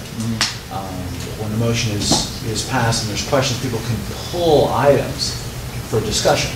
So let's say item 7 and item 9 get pulled for discussion. Yep. You consent on everything else, and then you discuss the... Right, then we discuss and vote on those separately, anything that was pulled, anything that was tabled. Thank you for that. Are we good? We're good. Okay. I have a motion and a second to approve items on the consent agenda. All those in favor say aye. Aye. All those opposed? Okay. Motion passes. We're moving into the discussion action items. Approval of the amended memorandum of understanding MOU between Orange County Board of Education and Oxford Preparatory Academy for the operation of Oxford Preparatory Academy Saddleback Valley Charter School. An amended memorandum of understanding, which we commonly call an MOU, between Orange County Board of Education and Oxford Preparatory Academy for the operation of Oxford Preparatory Academy Saddleback Valley Charter School has been proposed by the OCBE and is before the board for authorization. Mr. Crowe. Sadly, we won't be able to approve this completely tonight, but I want to walk you through it anyway, really quickly, and I'll get to the reason why around the insurance requirements. I want to go through the MOU so that it's clear to everybody the reporting structure and the oversight that authorizers already do, but this is codifying what is between us and OCDE. So going really quickly. And this is just to be clear, this is the oversight that we pay whatever $70,000 for a quarter. Yeah, we pay 2%. To go to page, and that's in here as well. To go to page 3, just kind of procedural things. Within 15 business days, anytime any of our email addresses or phone numbers change, our organizational chart changes, the roster bios of current board members, within 15 days they're asking for this update. So definitely have Jennifer and the rest of the staff have a list of all these requirement. So if we do make a change in any of these, that we notify OCDE at the latest within 15 days. As a best practice, obviously, we'd like to notify Capistrano Unified at the same time. To go to page 4, we're already doing this, but just codifying again, within 10 working days of board meetings, Oxford will provide OCDE with the audio recording of the meeting and all materials provided to the governing board, including closed session unless it's confidential material. So we'll be including that. To tie into what happened tonight, Brown Act and ethics training. We worked with OCDE to give us 45 days when a new board member takes office to have that initial Brown Act training. So, if and when the board brings on a new board member, within 45 days they will have to have a Brown Act training for themselves. To skip forward to page 9, I'm going to circle back to page 9. This is the insurance and risk management piece. So kind of put 9 and 10 aside. Moving on to page 11, required disclosures. So Oxford shall notify OCDE in writing within 2 business days of any pending or actual litigation and or formal claim from any party or notice of potential criminal infraction, criminal or civil action against Oxford or just this campus, or any employee, or request for information by any government agency to the extent permitted by law. So just a reminder for us that if and when this does happen, that we kind of immediately loop our authorizers in and let them know of any claims. On page 12, contracts. We enter into a lot of contracts. We have a lot of vendors. So just shoring up to ensure that in our contract and our bidding policies that all contracts specify the exact services with sufficient detail to justify the cost. On page 13, third-party contracts.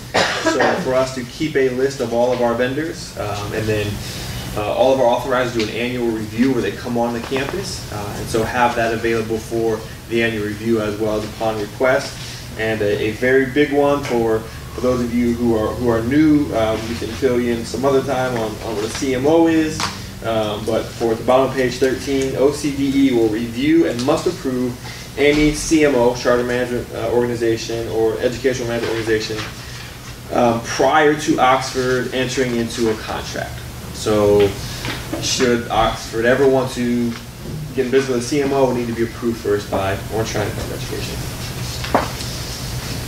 To move forward to just a few more items, on page 19, in terms of fiscal management, item number 3, it is agreed that OCDE shall receive advance written notice of all loans sought for Oxford Saddleback, and repayment of loans shall be the sole responsibility of Oxford. So this is just not needing approval, but just letting the authorizer know, hey, we're looking for a loan for $75,000, looking for a $2 million loan, whatever it might be, so that they have advance notice on any loans that Oxford seeks. To Mr. Jackson's point at the bottom of page 20, for everybody in attendance, are you aware of oversight fees? OPA Saddleback will be charged an annual oversight fee not to exceed 1% of the revenue received by our school. And that fee is used for oversight, which includes but is not limited to curriculum and instruction, assessment and accountability, a fiscal review, site visits, renewal evaluations, and attendance accounting certification. So we pay that 1% of our ADA every year, goes to the authorizer, and they do the oversight. And the final thing I want to touch on before I get back to the insurance is page 22, what constitutes a material revision. So you have a charter document, you agree to that when you submit it to your authorizer. Should you make a material revision without approval of an authorizer, that's grounds for notice of violation and or most likely a revocation. Just a couple of highlights. Changing or adding a non-classroom based program that is not already included in the charter. Should we add independent study? Should we want to open up a resource center somewhere else? Let's say we did that. That would be a material revision to the charter. Adding or deleting grade levels to be served. If we said we're going to become a high school all of a sudden, or we're just going to become a K-5, we don't get that approved, that's a material revision. Changing any admissions requirements or procedures, that's a material revision. Governance structure I want to highlight. it says governance structure, including but not limited to changes in number of board members. That is not how many board members are currently serving. That is the bylaws in terms of how many that we can have. We currently can have 3 to 7 for our bylaws. Should we change that, we would need approval in advance, because that would be a material revision to our charter. And then finally, entering into or revising a contract with a new CMO would be a material revision. Now, to go back to page 9, so I would recommend that, this will have to come before the board one more time, but all the items in there are incredibly appropriate for us to do. This helps with our internal tracking and record keeping. The insurance and risk management piece, the Orange County staff has been phenomenal and kind of working with us to get this hammered out. But why I'm not going to recommend this for tonight. There are 2 main changes in this MOU that will supersede our charter. Our charter lays out the policy limits that we must have. So one change that OCD is asking for is to increase our crime policy limit from $1 million to $5 million. So currently we have a crime coverage limit of $1 million. They were like $5 million, and that increase is would take us from roughly $6,000 in premium a year to $20,000 in premium a year. Obviously, an additional expenditure, but one that even our insurance broker said it's probably a best practice to go to $5 million in the crime coverage. The larger one, though, is that. May I ask what that crime coverage is for? Is that if we're the victim of a crime? Yeah, if we have a large crime on campus, we're able to hopefully get a payout of up to $1 million. We've never used that. We've never initiated it, but based on, especially with Chino campus previously, but with the SOC campus with the new portal rules, it's about, we have a lot of technology on campus. We'd like to have a large crime limit. So it's not a member of our staff misbehaving. Correct. Now, to get to that, we currently have a $1 million professional educators errors and omissions policy. So we have $1 million coverage for each occurrence, and then in total. OCDE is requesting that we go to $5 million each occurrence and total.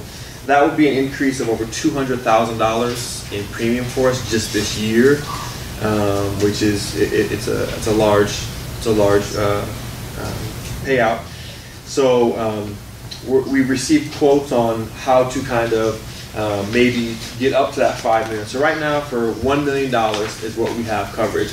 We pay $120,000 a year for that insurance coverage. If we were to increase it to $2 million for each occurrence and total, that's an additional $46,000 in premiums. Should we go to $2 million for each occurrence and $4 million total, that would be roughly an addition, $80,000 increase to go to $2 million for occurrence, $4 million total. And again, as a reminder, or restate, OCD is requesting the $5 million, that would be $200,000 additional piece. OCD has been fantastic. We went back and forth on general commercial liability with how much they're requesting, how much we can pay, and they were really quick to change the amount. We got on the phone today to discuss this, but their risk management team member was out today, so we couldn't hammer out this last piece. So I'm presenting this to you here, but knowing that we'll go back to OCDE and hopefully get us to somewhere in between the current $1 million that we have, somewhere between that and the $5 million that they're asking, so that we don't have to come out with an additional $200,000 out of pocket this year. Maybe some deductible options. Correct. So we talked about increasing the deductible. How high could we go with the deductible to maybe get that premium down? And Aon is our broker. They've been fantastic for us. It was tough getting insurance with everything that happened. Our premiums are almost guaranteed to go down moving forward. It's just this year is a tough year for us with the high premiums. Any other questions? I'm going to comment. I was at the initial meeting, and how long did we go? 2.5, 3 hours? 2.5, 3 hours. But it was amazing. It was collaborative. It was, they were, the team they put together and the questions they asked and the flexibility, I was very impressed. So we'll table this until the next meeting. And is it okay if I ask about AI? So I noticed there were two pretty significant checks cut to that. Is that for, we pay by quarter? Yeah, so we're charged by quarter from Aon. Yeah. So we had to do the initial quarter down, not at the end of the first quarter. Got it. Yeah. Okay, final adoption of the amended conflict of interest code for Oxford Preparatory Academy. As part of the Oxford Preparatory Academy Recovery Plan, Oxford Prep reviewed its current conflict of interest code and made necessary amendments to reflect transparency and increase fiscal oversight. A resolution to tentatively amend the conflict of interest code was approved by the Board of Directors on April 11, 2017. The final adoption of the code is presented to the Board for approval after the 45-day posting of the notice of intention and approval by the California Fair Political Practice Commission. Do I have a motion to approve? Make the motion. Do I have a second? Second. Okay, so moved and seconded. Mr. Crowe.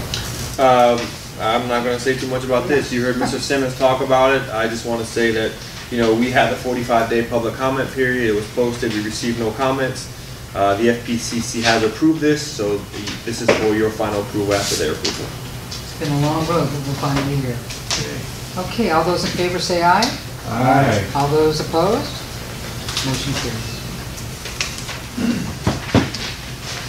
Okay, item 3, delegate authority to the managing director to hire, supervise, evaluate, and fire Oxford Preparatory Academy employees while the executive director position is vacant.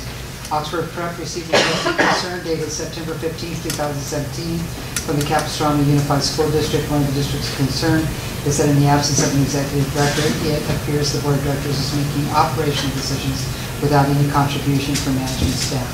In light of the district's concern, in order to promote efficiency in operations and transparency, the board of directors of Oxford Prep has determined it is in the best interest of the organization to delegate the authority to hire, supervise, evaluate, and fire employees to the managing director of Oxford Prep while the executive director position is vacant.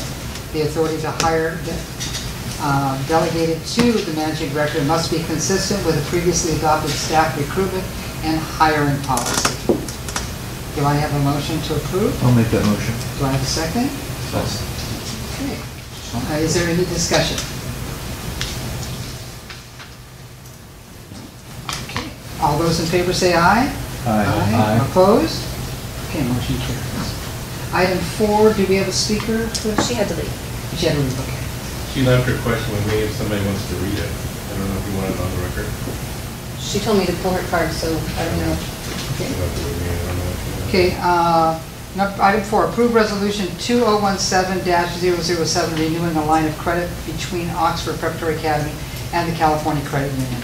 The $1 million line of credit through California Credit Union matures on August 31st, 2017. Board approval is required to ensure the line of credit remains open for short-term cash flow borrowing by the organization. Mr. Crowe? Yeah, just to provide some background, everybody on this line of credit. Oxford applied for a line of credit in June of 2016 of $1 million. The principal on the line of credit is $1 million. The loan date was 8/31/2016, and the maturity is at 8/31/2019. So it's a 3-year kind of agreement for this. So it's not that we are renewing this every year. This is simply that it was a 3-year period. This resolution is to approve our submission of the paperwork required to comply with their policies and procedures. The line of credit, any loan taken off against a line of credit must be paid off by the end of the fiscal year. After we paid off the amounts in, I want to say, May of this year. We have not drawn on those accounts, so there is 0 loans there. The $1 million line of credit is still there. It's not in the school's accounts. So I'm asking for the resolution to submit the documents to renew the line of credit. Do we have discussion after the motions are made, or? Okay. Can I have a motion to approve? I'll make a motion. Can I have a second? I'll second. Discussion? The cleanup period, that clause that you're talking about, is that an annual? So Yeah. at least once during the 12-month period, or? No, as of June 30 of the end of that year, yeah. Are there dock fees for the renewal period, or do the dock fees only hit every 3 years? Every 3 years.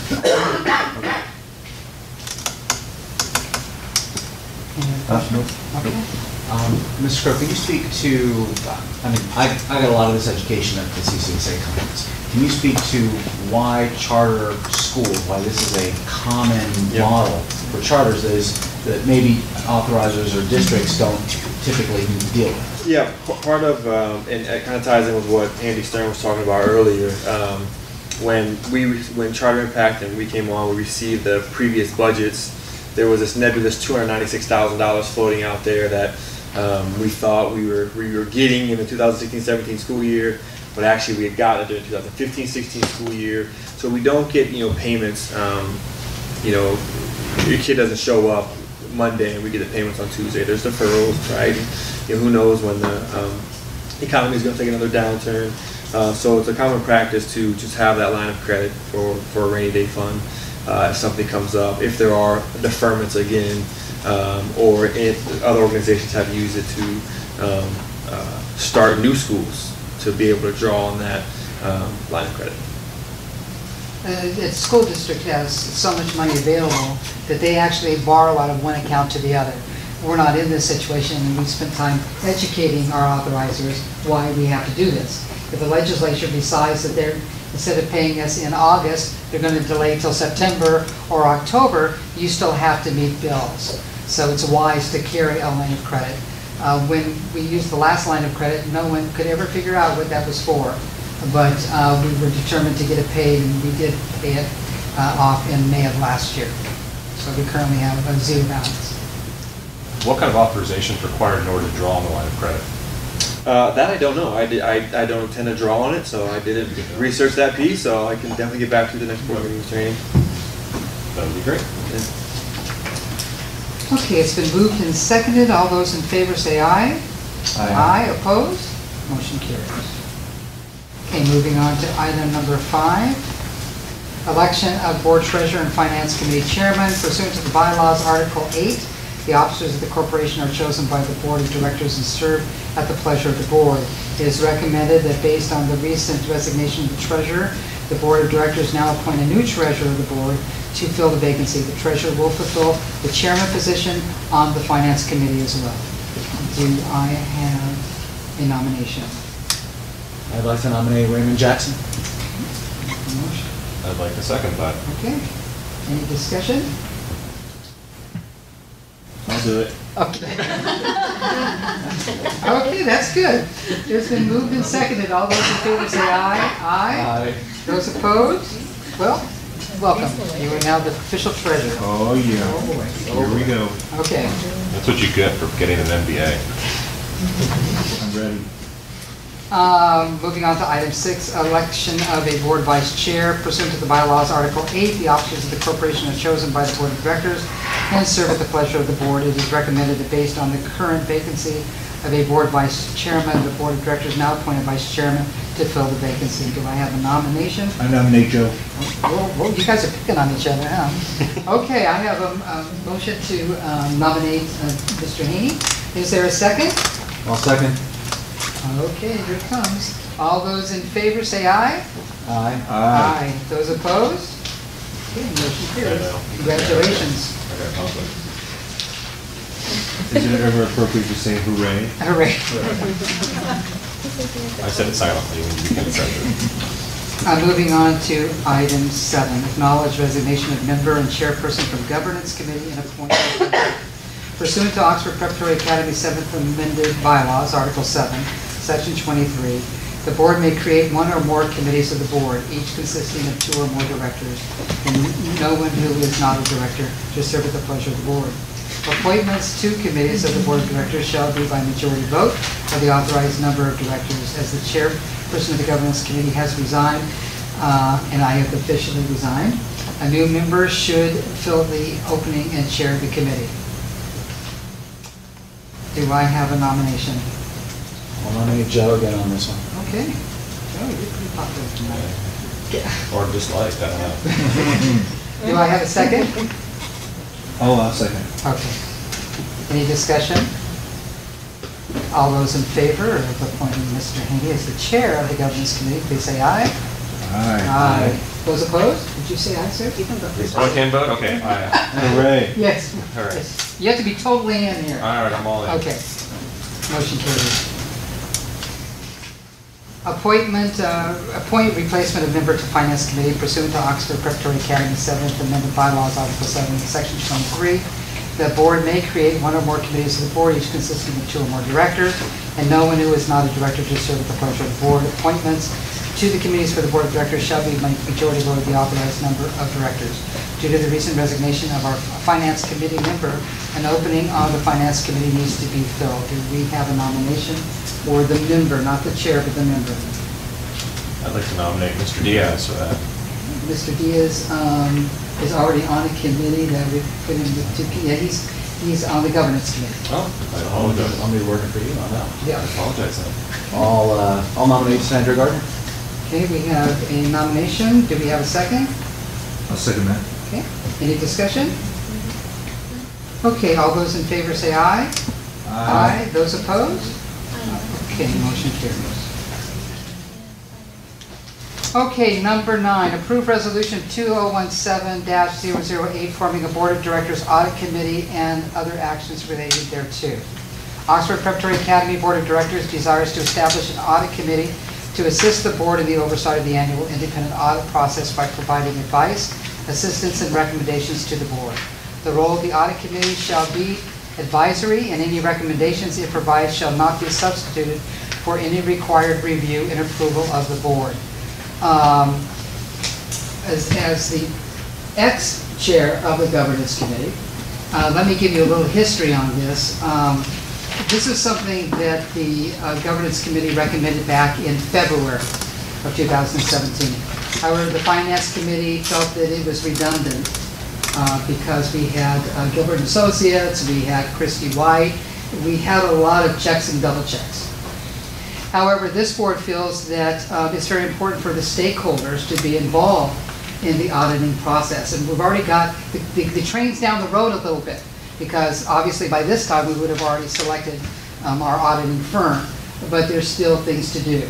So the finance chair will actually chair this audit committee, and then I will appoint another board member to serve on it. We will be sending out an announcement asking for, we need 3 people from each campus to serve, and it's going to be of any of the stakeholders, parents, classified, or teachers. And we haven't set the number because it's based on qualifications, somebody who has the background to do this. So we don't want to say that we need 2 teachers and one parent or whatever combination. Make sure we have qualified people.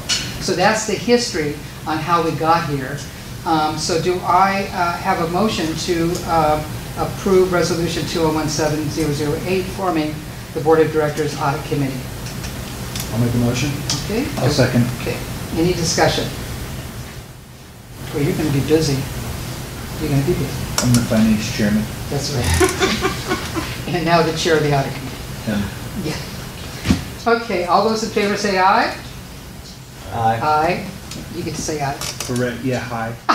Aye. All those opposed? Okay, motion carries. Can I have a motion to adjourn, please? Motion to adjourn. Okay, second? Second. Any discussion? All those in favor say aye. Aye. All those opposed? We are adjourned. Thank you, everyone.